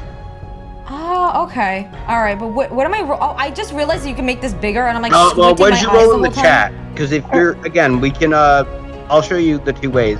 Bring up the chat. What was the Bring up number chat. that you got? Yeah. I got Shia, seven. what'd Wait, you I have get? to click. What do I have 8. to click? Is it? Yes, the bubble. It's the talk bubble in the top right. Okay, you got a 17. Now go over to your sheet. Yeah. What type of check was it again? It was an Arcana. Arcana check, Arcana. and So look Shia under has no skills. idea. So look under Alright. skills. I am stupider than I thought. And then there you go. You have an Arcana check there. Now, here's the difference though. Because you did do it traditionally, let's go with the D20 The D20. that you first rolled, the 17. you still have a intelligence of 13, and the modifier is 1, so you add 1 to that 17.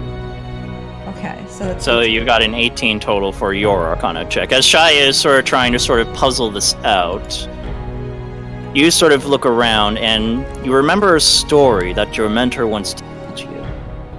The story of a sort of ghastly sort of creature that moved in the shadows and could kill men in the darkness without ever being seen.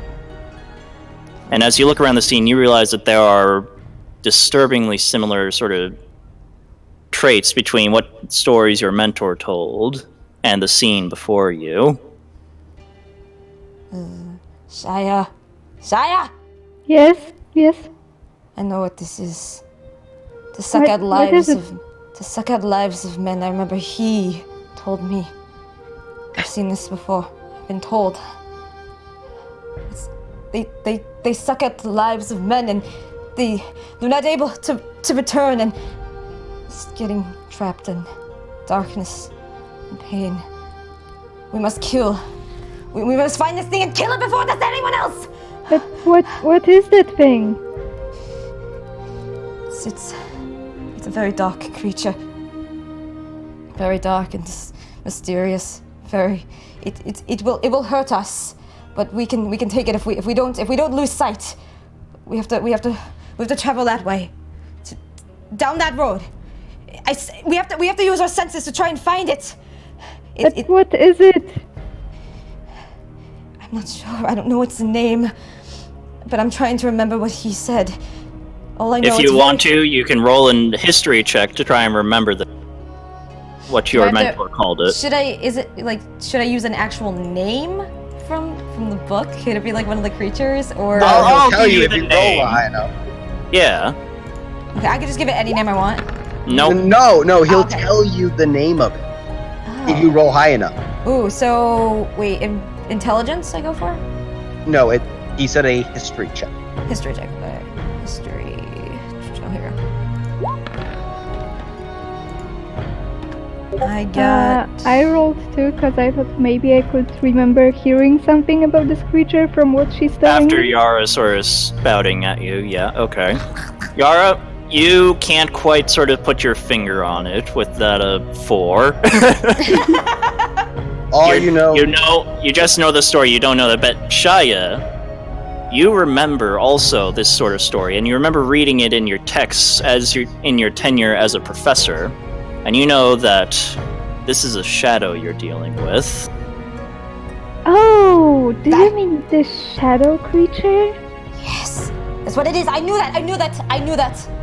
You just had to give me some reminders. Yes, that's exactly what. Yes, that's what he told me. That is what he told me. I remember exactly. Yes, it's a Guys, what is a shadow? shadow.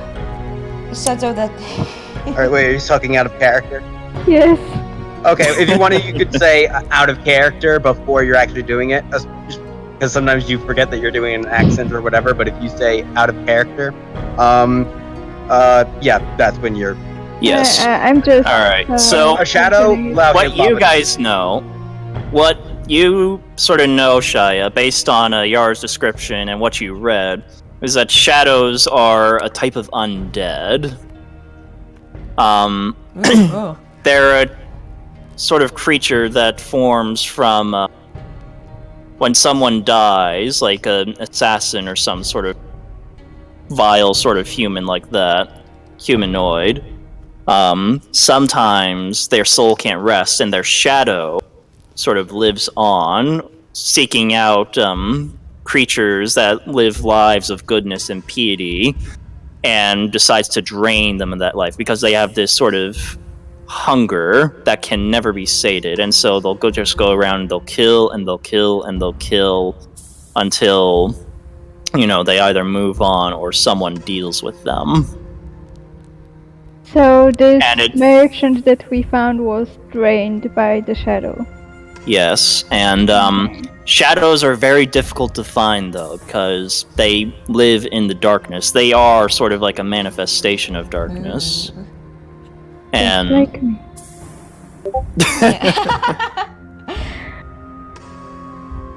So how can you find them? Yeah? Just go in See. the dark places? Yeah. I have night vision. Well, I don't. Guess I'll just have to trust what you're seeing, and... Alright, so where are you guys going in the dark? I'm gonna like, she's gonna probably go north and just run like frantically towards down the alleyway as Shia probably Okay. tries to chase after her. Yeah, wait for me! No! This cannot wait! He always told me that this creature can kill! do you The even shadow, know- whatever it's called! Do you even know where you're going? And then suddenly she hits into a brick wall and falls back. Alright, now, Shia, as you catch up with the stunned and cursing Yaroslava, Calm down. I would like you both to roll a perception check.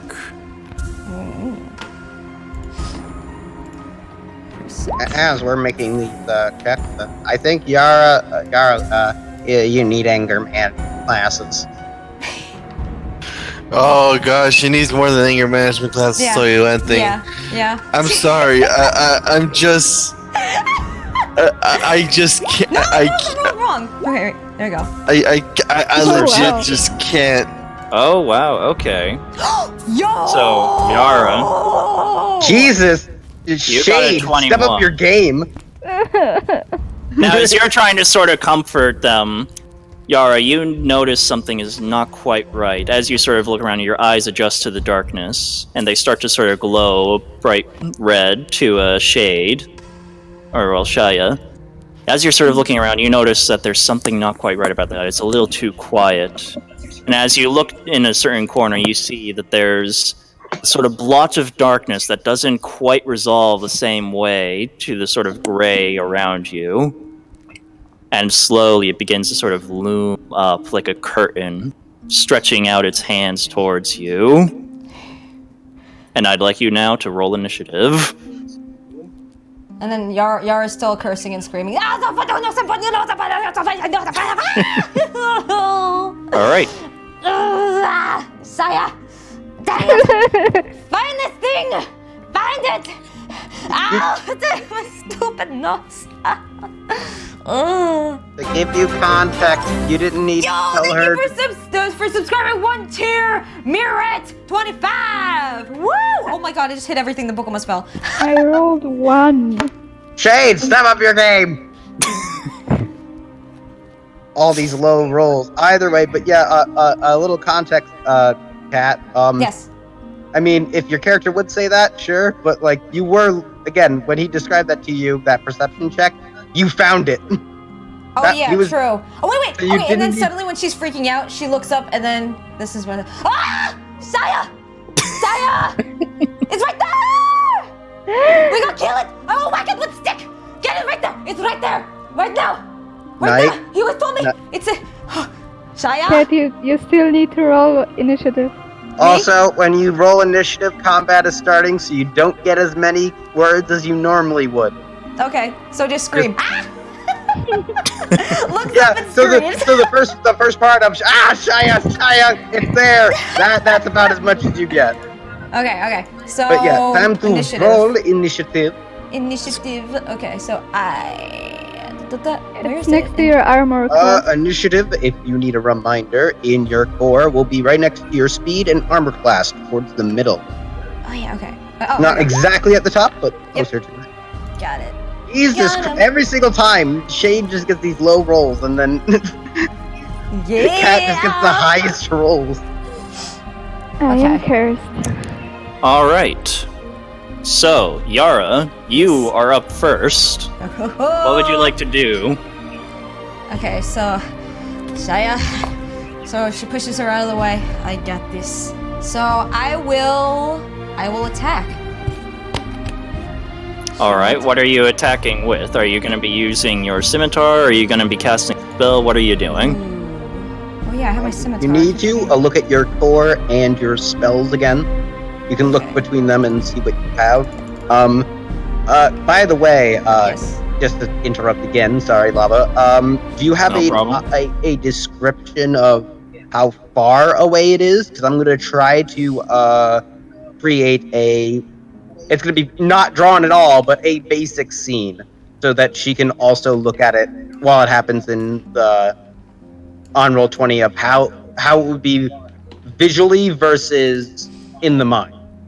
So, what Yaroslava is looking at, they're in a sort of narrow alleyway, dead end.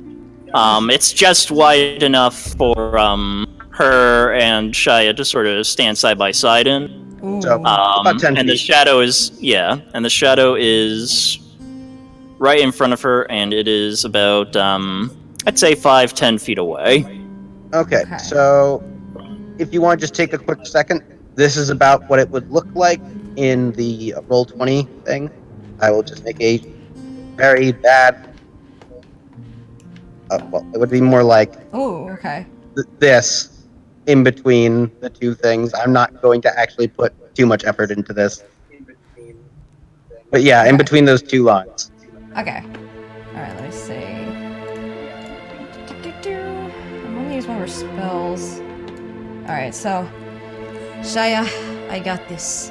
So she puts her little walking stick behind her back, rests there, and suddenly her hands come up, and then the flame it produces on the palm of her hand, and she has like a little smirk on her face, and it's like getting bigger and bigger. I'm going to use produce flame.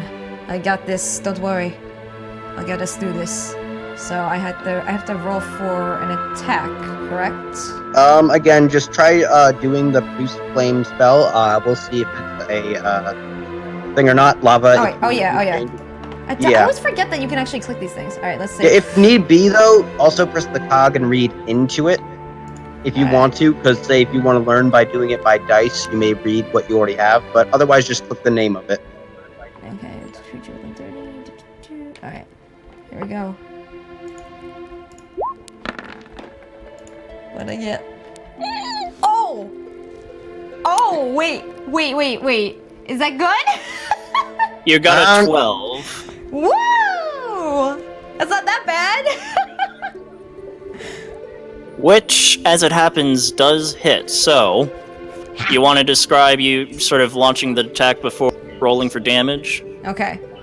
So, the flame's growing bigger in the palm of her hand. She usually puts her other palm over it to give it a nice little effect. It grows bigger, and she looks up, smirks, her eyes kind of glint, and then she sets it fire, goes the fire, balls up in her hands, and then boom! And it ricochets towards the creature. Roll for damage. Okay, oh no. Okay. Oh, what am I doing? Do you remember how do to? I click damage? Where's damage? Again, for roll 20 specifically, you click the name in the chat. So I type See damage? the 12 and the 24, you press the produce flame in the chat to your right. In actual rolling it, you would roll how it describes the spell. Alright. Got a 7. Alright. Now, you notice something interesting, Yara. As the flame sort of makes contact with the creature, it seems to almost get swallowed up into the darkness, leaving a sort of hissing sort of smoke in the air. Shia, you notice briefly that the flame illuminates this sort of dark sort of curtain sort of in front of, with sort of arms outstretched. Ooh. And the thing sort of reels back, but it does not look like your attack had the sort of intended effect that you had. Wait, is there something blocking us? I know the solution, but I'm gonna wait till I'm allowed to say it. Or, well, what is happening. Can I Or is cut it in just for 1 because second? it's the shadow and it's... Felix? This is the third produced flame Yara's ever done, and it's also the third produced flame to roll a 7. Oh! Yeah. Produce flame is not the strongest cantrip, but I gotta say, you've been rolling, like, really high numbers, because 7 is literally 1 away from max damage. Yeah! However, Lava, do you want them to make a specific check to understand what happened? Because some people say, because I already understand what that means. Because some people say, "Oh, do a perception check to see how you saw that happen." Because some DMs don't tell them right off the bat. Do you want them to make a specific check in response? No. I want them to try and figure it out on their own. Okay. Speaking of which, figuring things out, it is now the Shadow's turn. Oh no! And it's coming straight for you, Yara. Wonderful. Saya, it's moving. And it sort of reaches out its hand. It looks almost like a sort of spectral hand through the sort of black curtain it's draped in. And it got a 10 to hit. I imagine that doesn't hit. Got a 10 to hit. Would that? I mean, You need to check your. What's your armor class? my armor. I think my armor's. Yes, we were arguing about that one before. It's 13, right? Wait. All right, so. Now I would say this isn't an attack that you could sort of like ward off with your hands or what have you. So like, right? She ducks. Describe Yara sort of dodging this sort of thing as it tries to touch her. Alright, so she jumps backwards with a little eep, and then, cause she, when something's touching you like that, she's running backwards, kind of bumps into the wall, but doesn't fall back, because, last time I learned, don't fall on the ground, because then you can take advantage of that. If I bet, you, again, in combat, you can't actually run back. You can't run back! Well, here's the thing. When you're getting attacked, you were staying... For example, look at the Roll20. Yeah. If you notice, for now, because I don't have different icons at the moment, the one at the top left is the shadow. You, for the sake of it, would be on the left, and Chaya's on the right. When it goes up to you, you can't in response just start, I'm gonna run away. No. Again, you are confined to that space unless you are using an effect that allows you to move otherwise, or whatever. So, not to tell you exactly what to do, but an example would be as it reaches out, as it reaches out with both hands, you kind of like crouch down as it like tries to grab you like a bear hug, and you pop back up. Jump beside somebody or on top of somebody? Again, it would be moving into their space. You can the idea would be like, in your space, you either jump because something came up under your feet, you crouch down, you sidestep, you do other things. If a sword comes down or a sword tries to stab you, you just dodge it to the side as you open up your arm and it goes next to your armpit. Whatever is described to you, again, you cannot leave that space. Okay, thank you for telling me that, because I really thought you can just run wherever. So at this point, I feel like you're just gonna turn it into I run back, jump onto the wall, I run across the wall like Naruto. Like I'm gonna ring this in before he goes crazy. She's gonna jump onto Shia's shoulder. Oh man. Okay, so she crouches down. And then kind of just like looks up at it, and because she's not like crouching down out of fear, she's kind of like crouching down trying to figure something out. So she like kind of sees its like spectrum body just floating above her. All right, and now that goes to Shia's turn. Now Shia, you only got a brief sort of glimpse of this thing in the darkness. You can barely see anything at all, because unlike Yara, you do not have dark vision. So, what are you gonna do? Poor Shia. You still see its position, but you don't. It's very hard to see. Yeah. Well, then I would like to try hitting it with magic missile. Magic missile, okay. Very clever, because that automatically hits, yes? Yes. To explain to anyone who doesn't know what magic missile is, while a weak spell it may be, it is literally an auto hit like lock-on missile. Do I have to roll it 3 times, or? Because it's 3 attacks, right? Yeah, so you just roll 3d4, and then add 1 to each sort of roll. So just add 3, right? 3d4. Ooh. Then it's 9. Okay. And,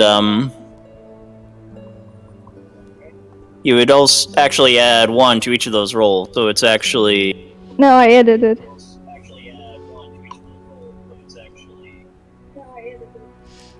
Where is that weird echo coming from? It might be coming from Cat. Oh, wait, I found the culprit. Felix! Felix. Taking my mic out.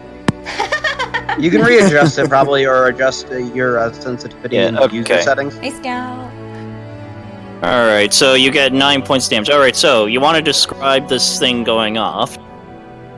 How would I describe it? I mean, we never really described spells that hit, like more like our DM was doing that for us. So I'm not sure. I mean, it's Well, I want you to get involved magical in this. darts. Okay, I focus and materialize those 3 magical darts around me, and then I do move with my hand, like I push it forward into the creature, and they fly into it and stab it into its chest, and I don't know, explode magically. Explode. Alright, Explodes nicely Yeah, no, magically. you got it basically right.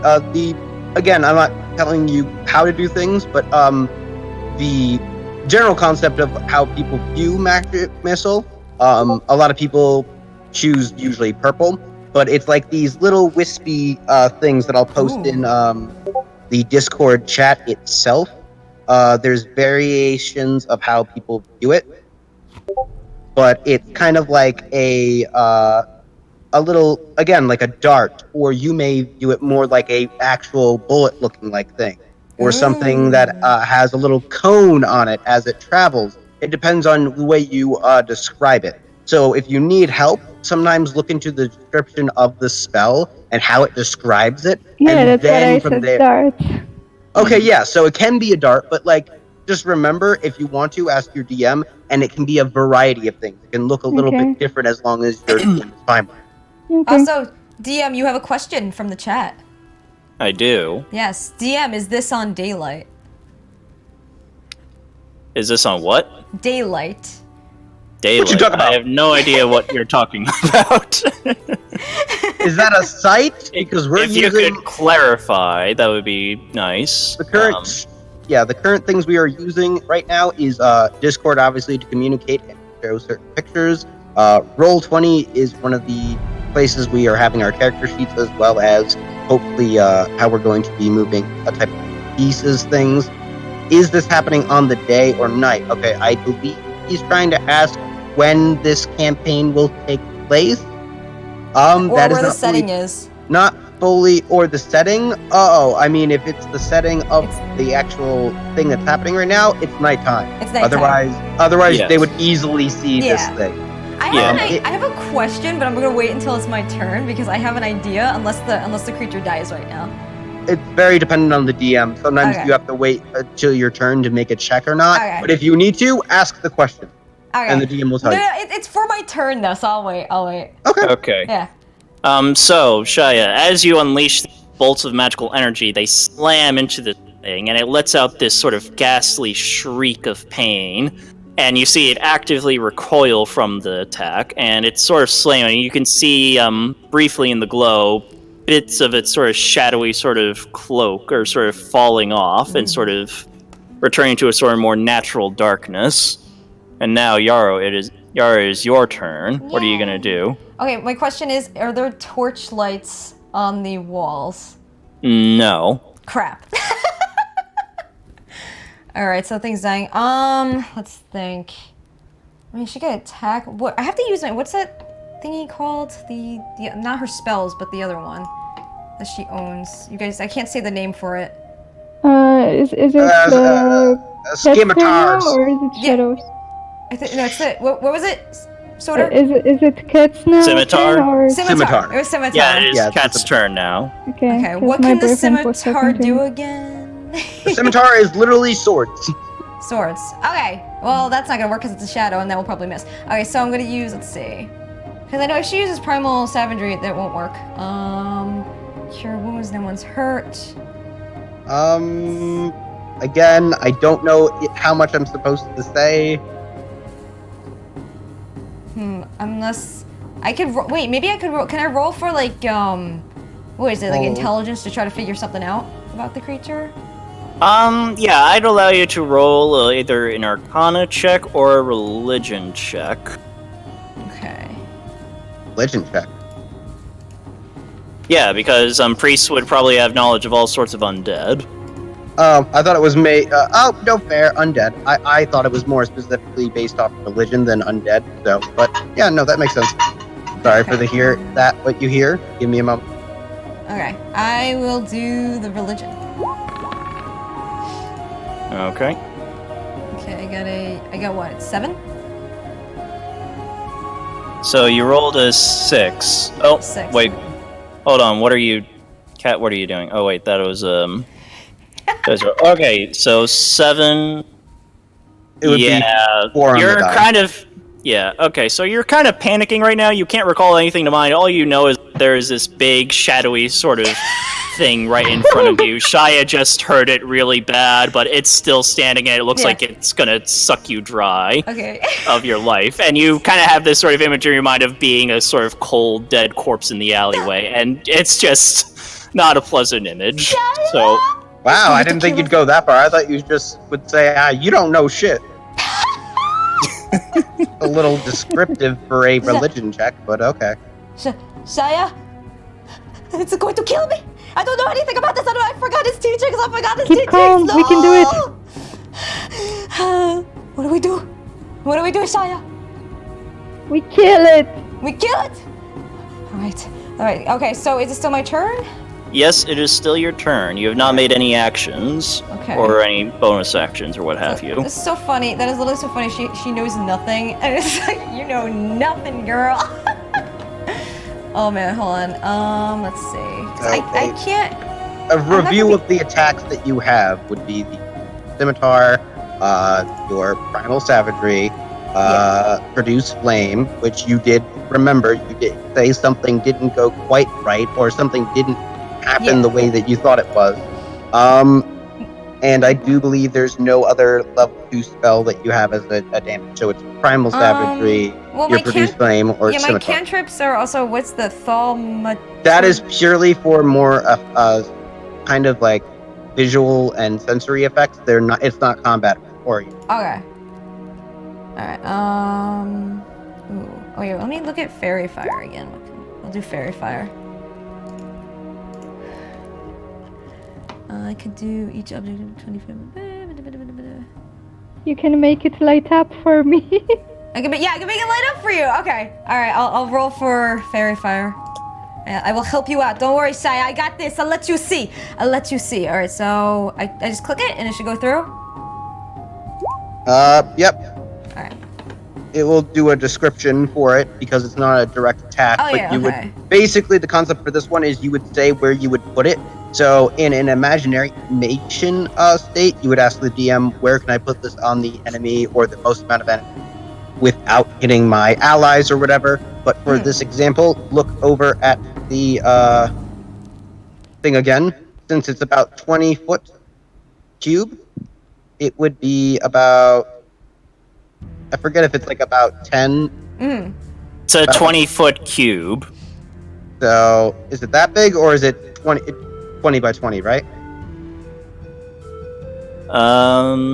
Yeah. Honestly, I forget half the time.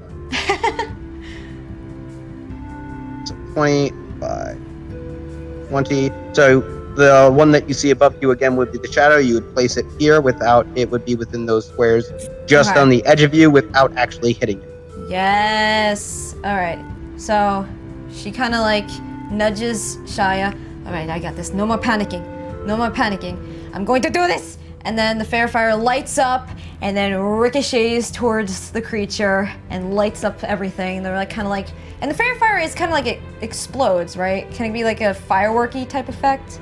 Yeah, and you can also give a description to the flames if you wish. Okay. Yeah, So- it may do that, but just to make sure, though, it does talk about outline of blue and light. So while you may describe it as floating, the lights would stay there. It wouldn't just light up and then that's it. Yeah. It's sort of like, picture like illusory napalm. Okay. Alright, That are really big fireflies. what?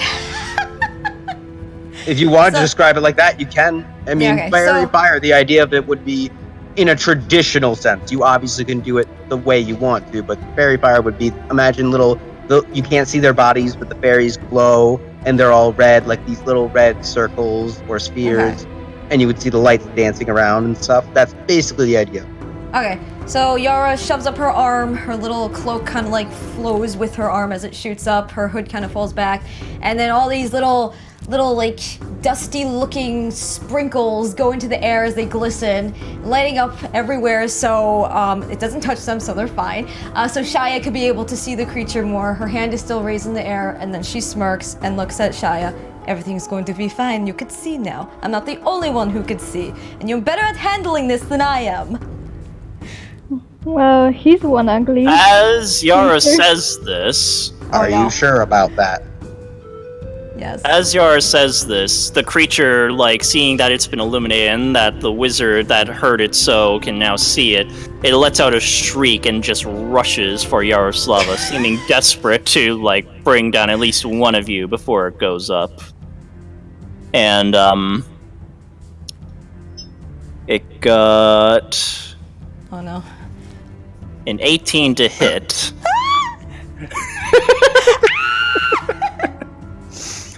And so, before Yara can react, it latches its hands around your throat, and you feel almost instantly like the warmth is being drained from your skin, your muscles, your very bones, as it all starts to sort of vanish from you. And you take... Oh my god. Don't worry, half the time, I'm gonna tell you. You take God, 12 points of necrotic damage. Well, that's a little Wait, excessive. isn't she dead? No, she's not dead. She's just down. Yes. So, unconscious. Am I conscious? Oh god. So, again, basic concept in Roll20. Notice how you are the left character. Yes. Some Yep. people, the DM might do this for you, otherwise you do this. A nice little... You get the, Here, I'm gonna give you the sleeping drought of being knocked out. Dun, dun, dun, dun, dun, Oh, I dun. thought, honestly, usually I do this one. Hey, no, I get to do the things, okay? But that looks like poison. No, it's the sleeping. It's my thing. You get out of there. Remove your thing. I did. Okay. Calm down. Okay, good. All right. God dang it. Okay. So, Yara, you sort of almost instantly, very Harry Potter-esque, like Yes. the I got lights those- sort of leave your eyes, and you just sort of drop to the ground as the thing sort of turns its sort of ghastly sort of visage towards Shaya. And Shaya, it's now your turn. Please, Shia. I exclaimed, Yara, no! Oh yeah. Also for Kat, Yara loses 2 points of her strength.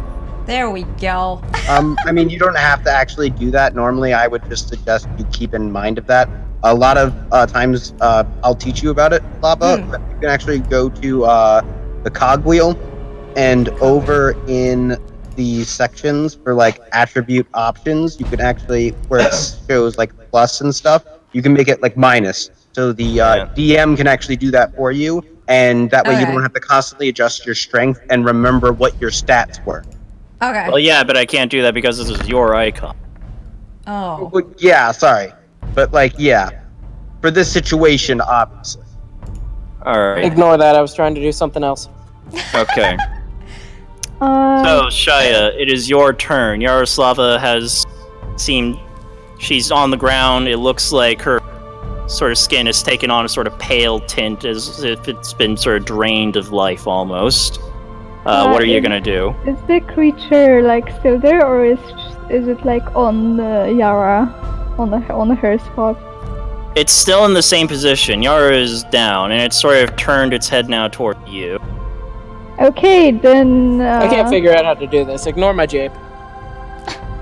I am like, okay, now you've done it, and I wanna cast Thunder Wave. Thunderwave. Okay. Cause Yeah, Shaya's mad. if I get it right, it's like 15 feet cubed from me, so like, Yeah, centered It on was- you. center on me, so it will still hit Yara. Yes. Okay, Possibly. then I'm not doing it. Get it. Yours body just like twitches. Fine, then I just do Ray of Frost at Okay. the creature. I'm sorry. Again, the way I see it is just Shia trying to do the defibrillator on Yara. Because clear. Alright, so, Shia, have you made the Yeah. thing? Alright. So that's the ranged spell attack, yep. And you have advantage, so you do have the 10. Unfortunately, that is not enough. And the creature sort of swerves out of the way, almost like opening a hole within itself. And the Ray of Frost just goes clean through it and goes to the other side as the darkness sort of reforms. God damn it. Well, Well, we might have a problem. Yep, especially since it is the Shadow's turn. You God. can't cure me. wait. Shouldn't Yara have to roll a death save first? Oh, yep, that's right. Yara, you need to roll a Constitution saving throw. Well, actually, you can do that, but it literally has death saves as an option that you can click there, and it does an automatic calculation, because death saves can be affected differently if you have certain items. Death saves is right under a little bit under your max hit points thing. Let's see. Wait. Death save. It's it'll have temporary hit points under that, and the two squares that are next to each other are hit die and death saves with successes and failures. In the middle, look. In the middle. You just passed Go it, to yeah. court. Go to Oh, court. wait, here we go, here we yeah, go. Yeah. Oh no. You got an 8. Yes. So that is a fail. You have 2 more chances. You have 2 more chances before Yara is permanently dead. For now, you're still struggling for life. If you want to, in Roll20, you can click those little circles next to the failures, and they will turn red. You click one of them, and that way you can keep track of your failures and successes. Okay. Wait. Where the little. Hold on. Do I just roll here? Hold on. Oh no. I get 2 more chances. Yep, but Should we- you roll those later, alright? You only get 1 Okay. chance per turn. So, you got basically 3 turns to sort of save yourself, or else you're done. Should we send back? Should someone come help these people? I think they need help right now. What the heck We're all is in jail. going We're all in on? the drunk tank right now. We can't help. What's going on? I hit a food coma for 1 second and someone's nearly dead. Cat got smacked by a God. shadow. I got smacked by a shadow. Oh my god! She took And 1 I'm hit gonna and be she's on next. death saves. To be fair, a shadow at level 1 is quite a dangerous thing to deal with when you're working with, by yourself especially. If you don't kill it at range, you'll have to miss it, because otherwise it has a decent amount of damage that it does for early on. Mm-hmm. Like, I literally go As from Kat sort of found eating a out. sandwich and hearing Yaroslava just, I get it! Gotta get it! Pass out for 1 second, wake up, ah! Oh, okay, well. Alright, Sandwich. so the shadow makes a lunge for you, Shia, and it got a 7. So, right in her dodging, or not, excuse me, can you describe her sort of dodging that sort of lunge? I just like step aside the lounge from it. So yeah. Alright, and what are you going to do now? It is your turn. Apparently, stupid discard. Well, I guess the only thing I can do is try Ray of Frost again, really. Go for it. Come on! Go for it. Come on! Come on! All right. Oh, Jesus be praised. Ooh. Excuse me, is that 1 point of cold damage? Wait. Sorry, the chat is not updating for me. God. Oh my This is quite God. literally 1 point of cold damage. By the way, how many spell slots do you have for everything? Because make Ray of sure you're Frost keeping is a track cantrip. of everything. Those are Well, it cantrips, doesn't so- really matter because the Ray of Frost doesn't hit. Once more, as you cast it, the shadow sort of pulls itself apart and it goes right through it and it reforms. And now, Yara, make another death saving throw. Come on! Wait. Save the bean! Literally, I just Lava. imagine someone throwing an ice cube. Okay, that's Alright, that's a success. yes. Alright, you're That is a fine. You're success. stable at 0 hit points. You're not in any threat of death, but you're unconscious. Wait, Okay. stable. I thought you had to make Again. 3 successes. You gotta make How 3 do successes I or a nat 20 to get save stable. Go to success. Wait, Lava. I thought she had Yep. to make 3 successes. No. What I like to do is I prefer, like, you get 3 chances, and if you fail all 3, then you're dead. That's lenient as hell. Yes, That is- thank you. that's Well, Thank considering you. what Oh I- my God! What you say what I'm doing to them right now is lenient, guys, in combat. I think so. That's super lenient. Like, that's Holy the cow. most lenient Thank I've you. ever seen. Again, Is that a problem? I mean, no. I'll take it. Here's the thing. There's a part of me that says yes, that's fine, but also I do like. There's a part of me that likes the challenge of D&D because if there's no threat of death, it feels like a stereotypical shonen anime of like we can never lose. Maybe we are a shonen anime. Maybe that's what he's going for. Again, look Soder, at is that a I want problem? to be Attack on Titan. Soder. I want people to die. Look at Soder. Don't ruin it for everyone else. Yeah. Shut up. Please I mean, do. that's my Please shut job. up. That's my existence. Is ruining everything. Don't take that away from me. If you guys would Us- prefer I do something different, or if you would prefer another DM, go right ahead. No. Just Nope, say nope, the we're good with War our lava lamp. says- We are Let's fine follow with the DM's lava rules. lamp. Follow DM's rules. DM says All what praise goes. the mighty lava lamp. Yeah. Y'all are Follow the wussins. DM's rules, guys. Go. So Even on the a side paladin note, and fighter don't have a heart. Be like a barbarian. Don't fear death. should they get backup right now? Or are they just gonna let that hapen? I No, don't know, this DM. is just... No backup for them. It's just Shia and the Shadow now. Well, Yara Yeah. was just kind of twitching on the ground. Story of Shade's life. Alright, Am I speaking right? of Shade, the Shadow is making another lunge at her. This time it got a 9 to hit. Once more, Shia, you want to describe you dodging the attack? I stepped the other way. Alright. Now, what are you going to do?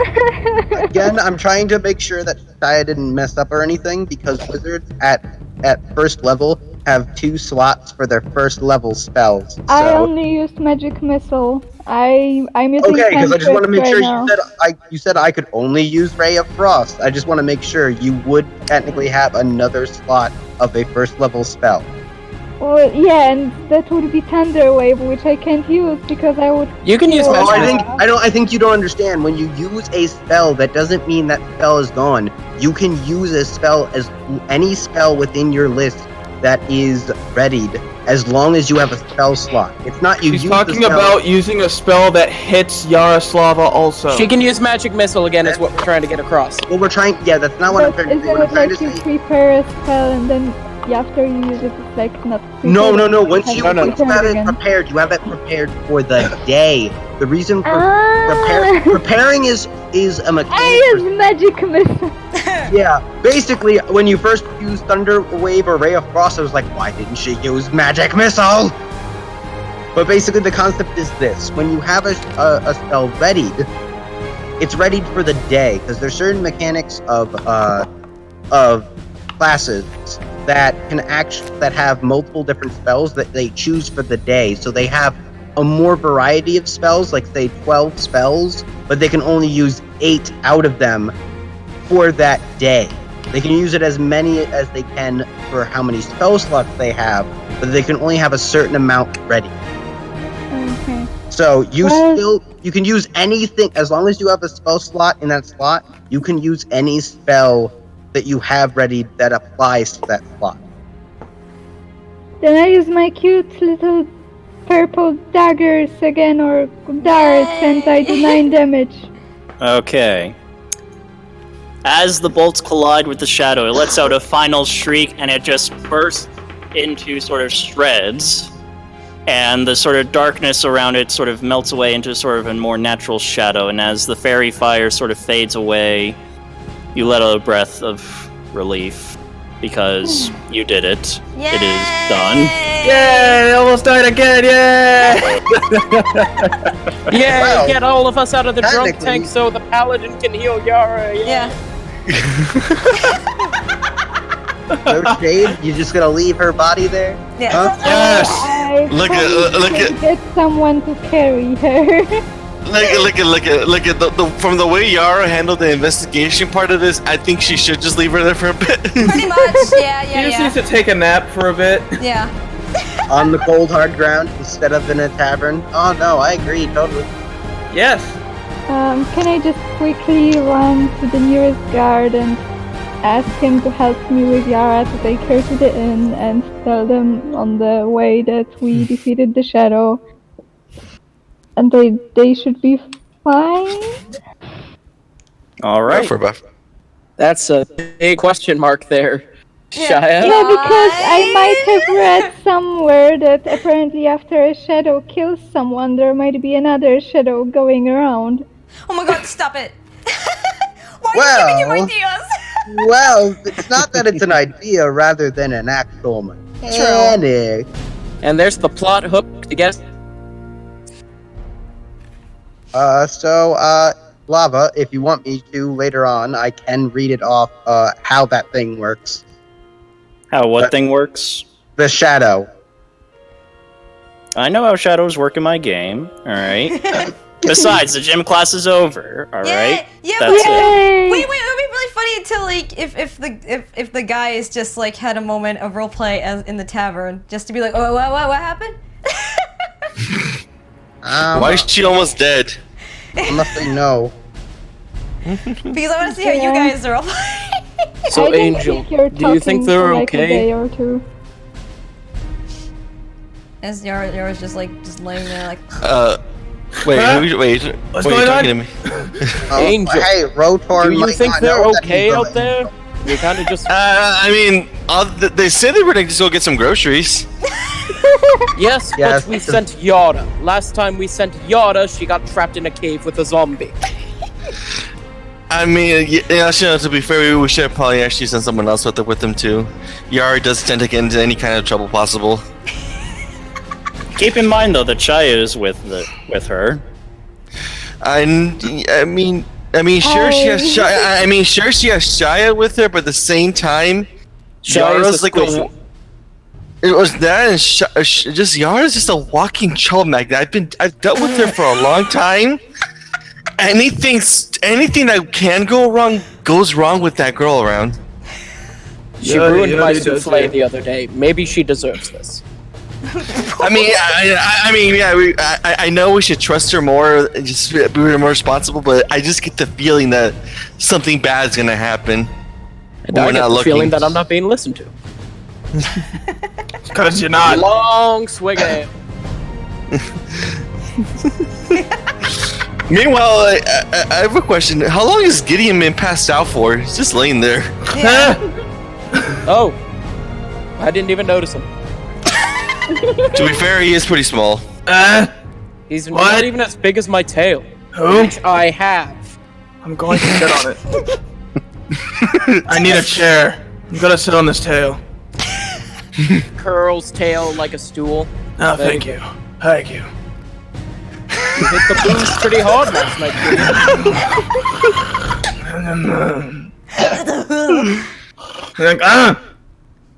Like, what? Huh? Someone say something? The bartender, he said you owe a tab. I need 5 gold to pay it off. No. Meanwhile, I come back to the tavern with someone carrying Shia after me. Guys, Wait, carrying yourself? Hold on. You walk No. in Carrying yourself? carrying I Shia? said What? with someone carrying Shia. Exactly. Yara. So Yara. Yeah. Wait, I said So Shia? Yara's carrying Shia? No. Yeah, the knocked out little Sleepwalking. tiefling. She's just sleepwalking with her in her arms. We learned this day that Shia is gonna be a necromancer. Animated puppet Yara. I don't see that every day.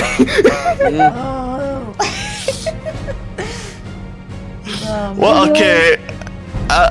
Okay, Shia. I just have my hand to my forehead. Like, Shia, I'm just gonna ask. What does she do now? She might have run into a dark alley with a shadow. Well, at least Uh-huh. that bet. How much you want to bet she ran into a wall at least once? She Like, did there's no do Five it. bet. silver. Okay. How bad is the damage? Well, she's almost dead. Oh, of course she is. Again, she's stable, so almost dead is not exactly a thing. She's Well, fine. She's unconscious. She's just unconscious. She's not almost Okay. dead. Okay, Just, she's better now. just. I out of character, my character did roll a 17 on performance, so he was probably just lightly strumming in the background. He'll see this. He's literally just gonna sigh ever so slightly, and he's gonna walk over. Is she still on Shia's back, or where is she? No, she got carried by a guard or something, I guess. Well, yeah. Is I'm the guard putting her down? Like, Yes, the guard is laid her down on a table as everyone sort of clears the room a bit. Yeah. Well, I'm just gonna lightly touch her forehead and that. Cure wounds for 6. Okay. You're now up to 6 hit points. Now, And yeah, she's up. Shadow! Wait. Where We're am I? fine. What happened? We did it. What We Okay. stopped? You did not get almost killed. I swear. You killed it? I'm just You- gonna. Eh. Were you here? You people just I'm just drank. You left us you left us all alone. Look at. I'm gonna give Yara a stare. Just a stare any parent or older sibling can give someone that just shows how the moment how they feel about them. If you know what I mean. Why do you look at me like that? I did fine. I planned all Look of at- that. I planned look all at- of that. Hey, listen. Listen to me. Honorable, all part of the master plan, I understand. Yes, exactly. Gideon, shut up. You're not helping. He knows Hey, I'll shut you up! I stand up and the terror stool disappears right under Gideon's ass. He falls the 3 feet to the floor. Night! Listen, Diablita. Ah, Look it. This is the last time we trust you to go out somewhere without at least 3 people. this is the last time you all get drunk and spend everything that we have owned. How much? Try me. Listen. Look at Gideon. Listen, lady. He on floor. my character's just gonna raise his finger and he'll just say, "I haven't bought anything." Fine. I spent my money on salt. We were running low. All right. And also on the side note, you're the one that told us to stay here and not bother you while you went off there with Shia. That doesn't mean So you I don't- have to go True. and drinky like it's a baby mama's milky. Says Yeah, the you girl should that take almost. it easy. Ugh. Keep in mind that you're still suffering from the strength drain. You're like,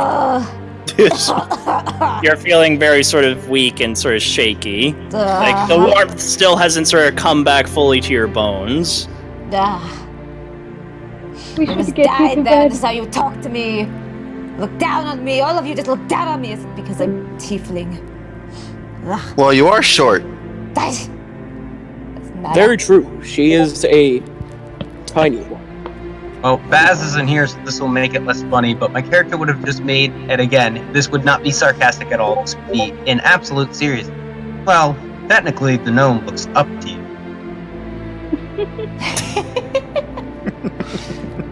Ugh. Well, that's also true.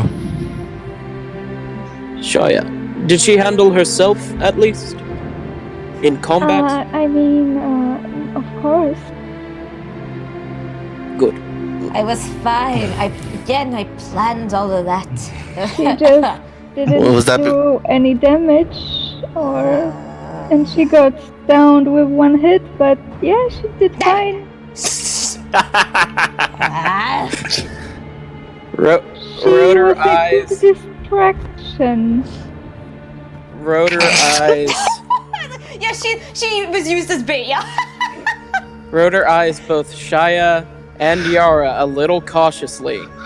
Reaches into his backpack and pulls out 2 cookies and just kind of holds them away from him because he knows what's gonna happen.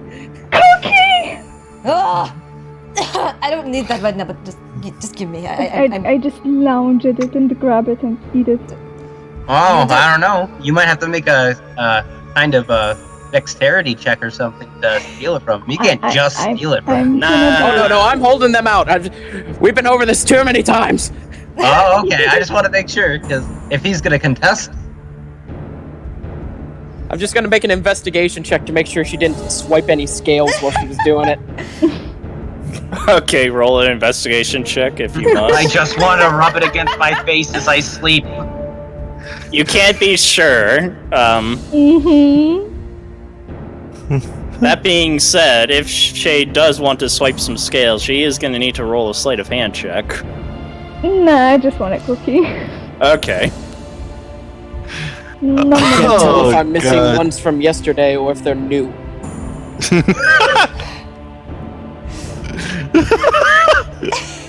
I'm sorry. That's just too funny. What? Just what he said. Just what he said it. Oh, okay.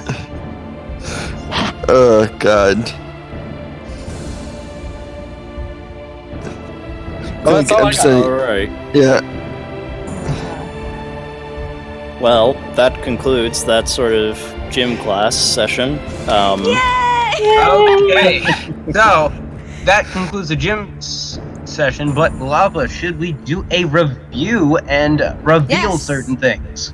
Yes. Here we go. Now, who does the honor of that? Anyone Since who you wants seem to want to volunteer, Soder, go right Thank you, ahead. I've been waiting my whole life! Oh my god! Yeah, let's start off with a few things. In review, remember when a check is made or asked to be made by a person, you can also do it as long as you know you are in the position to do so. So, example, the medicine check, you could have also walked up directly to it and done the medicine check to see maybe either looks like something was draining his life, or if there was vampire fangs, whichever the case may be. If you want to, you can also make checks whenever you want that pertains to certain things, as long as the DM deems it okay. Even if you do roll it before he technically allows you, he can always say, oh, that's not necessary, or, oh, you need to do this first. So if you're walking into a room, like I said before, or as you turn an alley, maybe you don't move forward. Maybe you peer around it and do a perception check before entering it. Okay. So remember, you are not always dictated to when the DM says things. Remember, you can take things into your own hands. He will just reel you in when you're being stupid. Okay. Okay, and next, onto the combat part. remember this always. Not just combat, obviously, but everything he says, always consider the options. Just try not to overthink it. Okay. When he said the thing didn't do this what you intended to, sometimes you can ask, "Can I make a perception check?" and see what exactly happened or whatever. In this exact case, the shadow has resistance to fire damage. You did Yeah, that's what I exactly half assumed. the damage of what you normally would. What you missed there, obviously, was from that time, but also from the first combat, what you didn't notice. How he described it was singeing it a bit, but it didn't seem to burn it. So, the demon that you first fought also was resistant to fire. Okay. So, you were better off actually using your claw. Well, actually, no, the shadow is resistant to acid damage, too. Well, in the case of the demon, yes. But I forgot about the exact... Oh, yes, it is acid.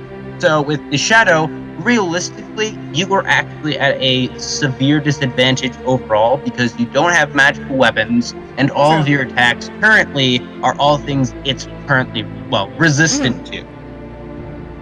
So when you are in situations like that, you can take a variety of options. Either just deal the hand you're dealt and do the thing that you would normally do the most amount of damage, which might be your primal savagery, which can do an extra 2 damage with the D10, or you can take other options like help option. There's multiple of actions that you can actually take.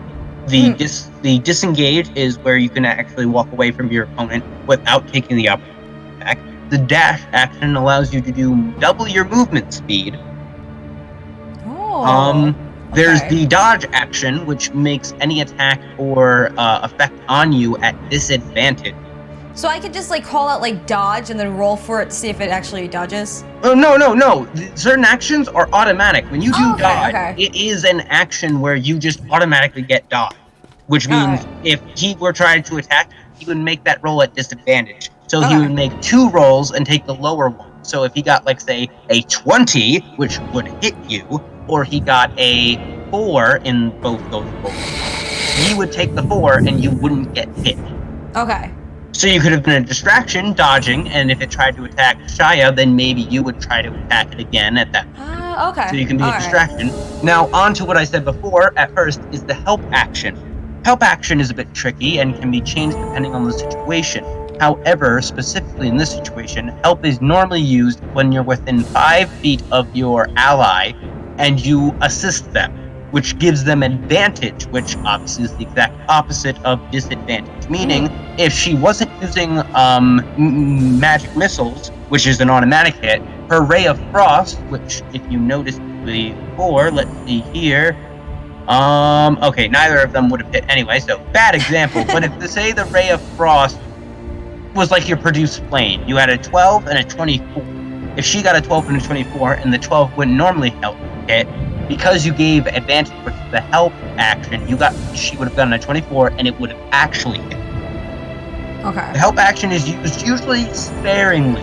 Usually when you know you have a DPS person that really can get that damage off, or you can't really take too many actions this turn because you know basically everything you're going to do is pretty much useless at the moment. True. Okay. Alright, I have to take these notes. Yeah, again, these things will be discussed again whenever you need to. Okay. Another thing is the other action that I currently can think of. If I miss anything, tell me, people that are also knowledgeable, is the hide action.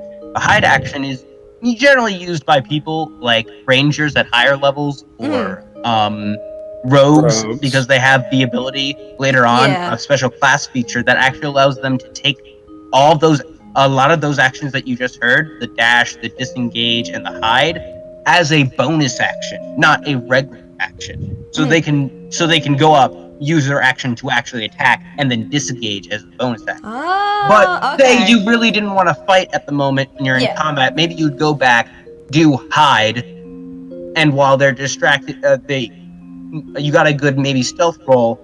Maybe they're distracted and they go after the person they can actually see, which would be the tanks like Knight or Baz or whoever. Yeah. So a lot of these things you'll use more sparingly. Perhaps when we actually get into the campaign, it Lava allows it, will occasionally do a little bit of meta playing because, again, it is hard to know the strategic parts of combat. Because it is very different than simply Pokemon. Water beats Very fire. true. It's not as simple. Yeah. Okay. So, continuing in combat, we'll read in a bit about the Shadow. It is a medium undead. Medium usually means a square same size as you, as you noticed as I showed you on the thing. Tiny can actually be a small square that would fit inside the squares that you are in as basically 1/4 of it. Yeah. Huge would be 4 squares. Oh so my it's god. dead. I don't know if I can expand the size of it. I think I might have to go into settings, but see the character that's currently down here. I will go into settings. What was Yara? Yes. Yeah, that was Yara. Make Yara great again. I'm trying to figure out how to expand its size. I might not be able to do so. It might be a GM thing only. I'm not entirely sure. I'm not seeing it currently as an option. So you might have to show her, Lava. Yeah. By expanding the size of it. Just Expand up the to size. next size, just to the next size of one of them. Yep. So huge character or large character would be that size, so you're actually this small in comparison to it. In situations like that, you can't get advantage on it because usually you have to be on the opposite sides, or in certain people or certain DM rules, if you flank them on 2 sides. But generally it's on opposite sides, but because it's too big, you can't gain advantage. Also, it obviously can hit more people that surround it. Very true. Than an actual, not directly in an attack that sweeps, but because they can reach different areas. You can up the size like two times, Lava. I can't remember the exact size of this. This might not be huge, because the next size is huge, and then it gets into certain sizes. Gargantuan, I think. Gargantuan. No, there's ones that take up giant spaces. Oh my god. Yeah, let me search up a D&D sizes. It goes from a oh, that's a weird one. It goes from tiny, small, medium, large, huge, gargantuan, and colossal, I believe. Yes. Oh my god. I think there might be more, but I'm trying to remember. Yeah, huge and yeah, colossal is the biggest. Yeah, basically the concept of this would be gargantuan would be a 4x4. What is this thing currently as? A 4x4, or is it a 3x3? 4x4. Yeah. So a colossal gets insanely. Actually, I'm going to go to monsters roll 20. It'll actually tell us. Yeah, gargantuan is generally one of the biggest that you'll actually see, which is a 20 foot by 20 foot. Oh my god. So again, that's for the 4 squares that you will see. Some things can be bigger depending on the situation. Okay. Usually those are the boys that are really high health and you won't be encountering for a very long period of Yara time. would probably die with that. Okay, going back to Shadow, as I said, is undead. This can be very important at times because depending on what they are, they can be a fae, they can be a beast, they can be undead, like I said, or a fiend, which is usually devil, or demons. Yeah. Certain things affect this. For example, the Paladin's Smite mechanic, which basically allows you to use a spell slot when you hit someone with one of your melee attacks and do extra radiant damage, which is usually a 2d6. However, if it is a undead or a fiend that it hits, it actually turns into a 3d6. So when you use certain spells, pay attention to them because sometimes certain spells do not affect maybe undead, maybe certain ones take it at disadvantage or at advantage. Some things may be vulnerable to these specific things. Yeah. Moving on, it has a few different stats, which for it would be a strength of 6, so it actually has a -2 modifier. Its dex is 14, which is a +2 modifier. Con 13, +1 modifier. Intelligence 6, -2 for the modifier. Wisdom, which is 10, which has no modifier, and Charisma, 8, -1. Anytime you witness a minus, obviously it would do the opposite effect, which minus it off of D20. So if you learn about these things or your character actually knows enough, the DM might show you these stats and tell you this is generally how it is. It has low charisma. You may want to use spells that affect those things instead. So, for example, hideous laughter. So basically, just study like each of the creatures and like. Well, not necessarily. It depends because you don't want to meta play. Because you may know this, your character may have never. You never saw a shadow before. You only had the story. You knew nothing about it besides what it kind of did. So sometimes when the DM allows you to and gives you information, or maybe you researched something in a book, maybe your character remembers this, and then you can remember to use certain spells. Okay. But otherwise, you just have to see what sticks when you use certain spells. Alright. Okay, moving on. Its skills. This can be a variety of things, but its skills is a stealth +4. So while it does have a dexterity of +2 with modifier, it has increased stealth. As you notice, it blends with shadows. Stealth kills are kind of its thing. Vulnerabilities are radiant damage. So a paladin like Knight would probably obliterate this thing in one smite if he got good enough damage. Probably. That's at level 2 when he gains smite. But for example, if he rolled a 2d, he would actually get a 3d6 because of the specific does 2d6 and kills undead. It would be a 3d6. Say he got a 10 out of all those 3d6s would add up. He would technically do 20 damage, which is for its average hit points 16. So he would kill it outright. Damage resistances. As you heard before, it's resistant to acid and fire. However, this thing is a fish and a half and is resistant to other things. Cold, lightning, and thunder as well. Not to mention bludgeoning, piercing, and slashing from non-magical weapons. So even your scimitars would only do half damage because they're just regular scimitars, not magical. Now, could we do like a DM check and be like, oh, what's its weaknesses? Again, that's dependent on how well you roll. It can be an arcana check, sometimes a nature check, sometimes a survival check. How the DM presumes it. So on a maybe you're hunting a bear. You may, if it had vulnerabilities or whatever, or if it's resistant to one of those, if you have a good enough survival check, or maybe it's just a flat intelligence check, which is not a specific skill, but you're intelligent, of course. If you roll high enough, sure. Usually, a lot of DMs view crits as you do the best that you can. Not necessarily the absolute most insane thing pulled out of my ass, but if you crit, there's many DMs that will reveal pretty much most of the information of the shadow. Besides necessarily exactly armor class and hit points, because that can't be really described. Some might say it's a little bit faster than normal humans, because its speed is actually 40 feet instead of 30 feet, which is a lot of average people. Moving on, its damage immunities, which is literal in its sense. It does not do half, but literally does nothing. Necrotic and poison. So those damage... Poison? Necrotic and poison, it's immune to those. So if you had something like, not acid splash, but the other druid spell, I forget which one it is. It does poison spray. Poison spray, that would do nothing to it, even if you got a crit. Absolutely nothing. Condition immunities. These are additional status effects similar to what you would know as in League CC that it does not affect it. Exhaustion, being frightened, being grappled, being paralyzed, being petrified, being poisoned, prone, and restrained. To give quick summaries, frightened is obvious. Usually it will have to constantly move away from you anytime it takes a turn. Grappling is obvious because it's a shadow. You can't grab the shadows.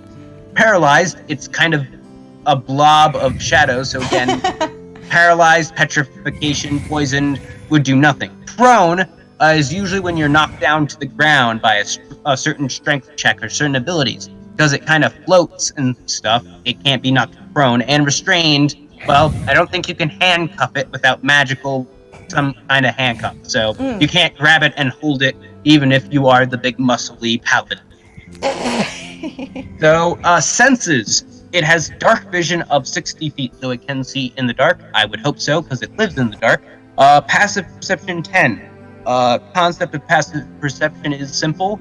Really, if you don't make a perception check, if someone does a stealth roll of 9, it would see you as long as you're within its vision range. Automatic, doesn't need to make a check. However, if you roll a 12 or say a 19 as a total, including the modifier, it won't see you unless it specifically is looking around, trying to see them. To explain further, I'm not going to say too much into its what it means because it's a whole nother lesson, or we can avoid it altogether. This is more for DMs. Is the challenge rating? It's a half a challenge rating, which equals 100 XP. Now, for calculations, I don't know exactly how it works. Lava could explain that maybe some other time. But usually you have to add up to a number equaling to the statistic and the calculations of your party's level, how many are you, and it would add up to a certain number to whether it be an easy, a hard, or a deadly encounter. But beyond that, I can't explain much. I'm not as experienced. Other things is its special attributes that it has, traits. I don't know how to say this sometimes, but amorphous. Yeah, I sometimes look that up. But the shadow can move through a space as narrow as 1 inch wide without squeezing. So even if you ran behind a door and closed it, as long as there's a tiny hole in the wall where it's slightly creaked open, that shadow is getting through. Shadow stealth. While in dim light or darkness, the shadow can take the hide action as a bonus action. Its stealth bonus is improved to +6. So in the dim light or darkness, even if you used the spell that you used, Dancing Lights, while it would have, I believe, advantage for people attacking it, if it took the hide action, it could still do that even though you were right next to it, because it was in dim light or it was in dim light because your spell is described as dim light. So these are things that you'll get used to over time, but you'll have to read into abilities. So if something is like, oh, but I lit up that area, and you read it again, oh, it's dim light, I can't see very well still, it's all kind of gray and stuff. Oh, I get it now. Yeah. As for its last trait, weakness, while in sunlight, the shadow has disadvantage on attack rolls, ability checks, and saving throws. Alright. Sorry if I interrupted you there. I just realized. Oh no, it's fine. No, because I'm just like, there's just so much. Like, each of the creatures too, they have their own stats and everything that I need to like study. But again, I think the best way is if we encounter it, is to be able to. A lot of the times you don't need to remember it. Okay. A lot of the times, well, part of the fun is if you don't know how to fight it and you're figuring out how to fight it, you don't need to learn all these stats. A lot of the times you'll only know about this stuff if maybe your character studied in that stuff. Maybe my character, since he's into ancient lore and stuff, dungeon crawls, he may know about certain constructs, maybe part of the backstory. So maybe he has advantage, so maybe he'll get a crit, so maybe he would know all the stats. Yeah. But for the most part, you don't have to worry about this. This is just to describe how the character works. So as you notice the damage resistance, that's why he described it that way. Okay. So when you're noticing stuff and you're seeing how he's describing it, oh, that didn't do what I wanted. Maybe he's resistant to it. Oh, he's not being revealed. Maybe he has some kind of stealth mechanic. Maybe I need a magical light that does bright light. Okay. So as you learn all the mechanics of how bright light works and all these other things, you'll start to learn, oh, maybe this is how it is. My character's unsure, but maybe this is. Okay. All right. Because from here on out, what I'll do is like, I know you can, because the one thing that you guys pointed out that I really appreciated was saying out of character.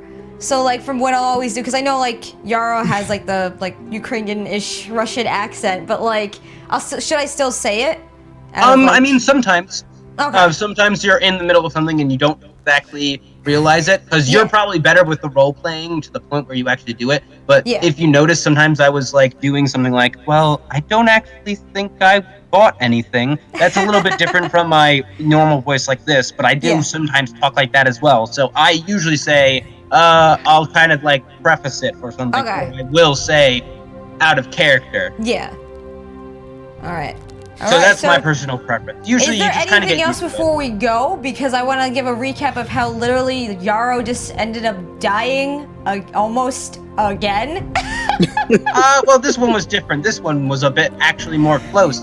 That other time, you just got a bit of damage. Yeah. This time, She well, literally almost died. well, not almost. Now, if you made if you failed twice, then you would have almost died. Yeah, like you were like knocking at death's certain just door. said You weren't combat on equals 2 times that Yarrow would have been nearly to death equals 2. Like, oh my god, my poor bean.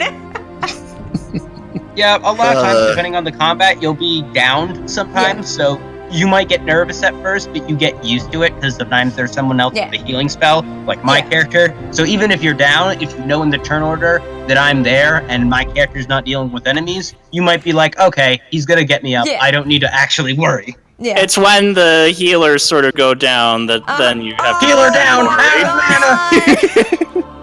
The healer's down, healer's down. Bad. Oh my god. But it was fun. Air's down, need a res, out of mana! Oh, DBZA. You know what I liked is how, like, at the end we like summed it up where it's like they went back to the tavern and then everyone had their little. So this is gonna be funny. It's like there's probably gonna be a lot of drama again and like a lot of creatures, and I'm gonna be like, yay, creatures. But at the same time, there's gonna be the comedy of it, which I always enjoy. Yeah, it'll be varied, but sometimes you'll go to the, for an example, what could have taken place is maybe you guys noticed something while we were walking to the tavern and we didn't have a perception check that was good, and you're like, you noticed the crowd just around the corner starting to form is why you guys went over there, and you didn't really say anything, so you guys went over there. That could have been something. And then later on, the combat was over, so you obviously went back to the tavern. So then maybe we would rest for the night, you'd get back your spell slots, and then we'd be on to whatever we were doing that day. So you have a bit of an idea of how this campaign's gonna work out from the sessions that you've had. Yeah, and I'm like, Just a lot longer. I'm getting a better understanding of it overall because it's like, yeah, there's numbers to it, but again, like you guys keep saying, you learn by doing. And also, Sartin says, Yara needs to learn about the gods for a curse if I remember. That will be interesting. For her curse. I can't wait till that's actually revealed because that's gonna be funny. When they all see her in her cursed little form. Mm-hmm. Oh god, it's run away, it's the cursed midget. Oh my god. But anyway, is there anything else before we go? Trying to think of things, I mean, other things that we can describe or talk about off stream that is not really more boring setup stuff, but because I can't wait till we have the actual setup for the map and everything. Yeah. I mean, a quick aside, do you really have to go soon, or can I make a quick aside? Yes. Gotta have me some dinner! Okay, well then it's not important at the moment. Yes. Alright, so anyway, guys, wait, you have to introduce yourselves again. I'll put the Discord on so they can see. Alright, everybody meet our D&D team. Go ahead. Introduce. Shade, we'll start with you. Hi, I'm someone who killed the shadow. Yay, Shaya, here, bye. And rescued me. I am the paladin who just got drunk in a bar. Hi. Nice. Bye. Soder. I just want to play my music and stop harassing me. Felix. Soder. I'm the dragonborn who cooks. That's about all I got. And you're apparently also a chair for a gnome. Yeah, and Baz left, so. The gnome, the gnome went and he got passed out. He passed out in his room. He drank too much. Yep, poor gnome. He left. And I am the DM. Yes.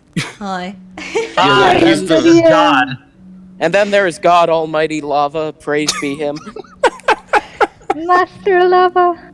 Thank you, DM Lava, for not, like, killing her right away and making her allowing her to just get, a success of her almost death roll of almost dying here. Of course, Cat. Thank you. Oh my god. But anyway, Next guys, time, there's be gonna more an episode- careful. Well, yes, I know. I just don't bump into walls, Yaro. Don't bump into walls. Listen to language. One of the most important. I realize the most important part is listening when it comes to this game. Yes. Alright, so anyway guys, there's gonna be an episode of Dice Sesh every Tuesday from 2 to 5. We're also trying to come up with campaign times, but since we're still in session 0, you can expect to see Dice Sesh every Tuesday. Even when the campaign's going on, we're still gonna run this because, you know, there's always some stuff to learn or do some like recaps and everything. So yeah, I'll see you guys on Thursday because Wednesdays I'm off on stream for Twitch. And on Thursdays we're probably, I'm trying to think what we should, oh, Smash Brothers. By then I'll have everything set up since I'm painting the entire wall and made a mistake of painting the wall and almost destroying the wall because there's holes in it, so I have to fix that. At least you didn't run into it. Don't give Kat a paintbrush if she doesn't know how to correctly do something. So, I mean, it's getting there. It's gonna take like a few hours to finish up. But yeah, anyway guys, we will see you on Thursday. Same time, same place. Check the schedule down below. And yeah, until the next video, you stay weird, you stay wonderful, you stay awesome, my friends. And I just messed it up as I always do. You're Bryce, you're a fangirl, and you're a fanboy. Every single day. Out! Bye. Bye.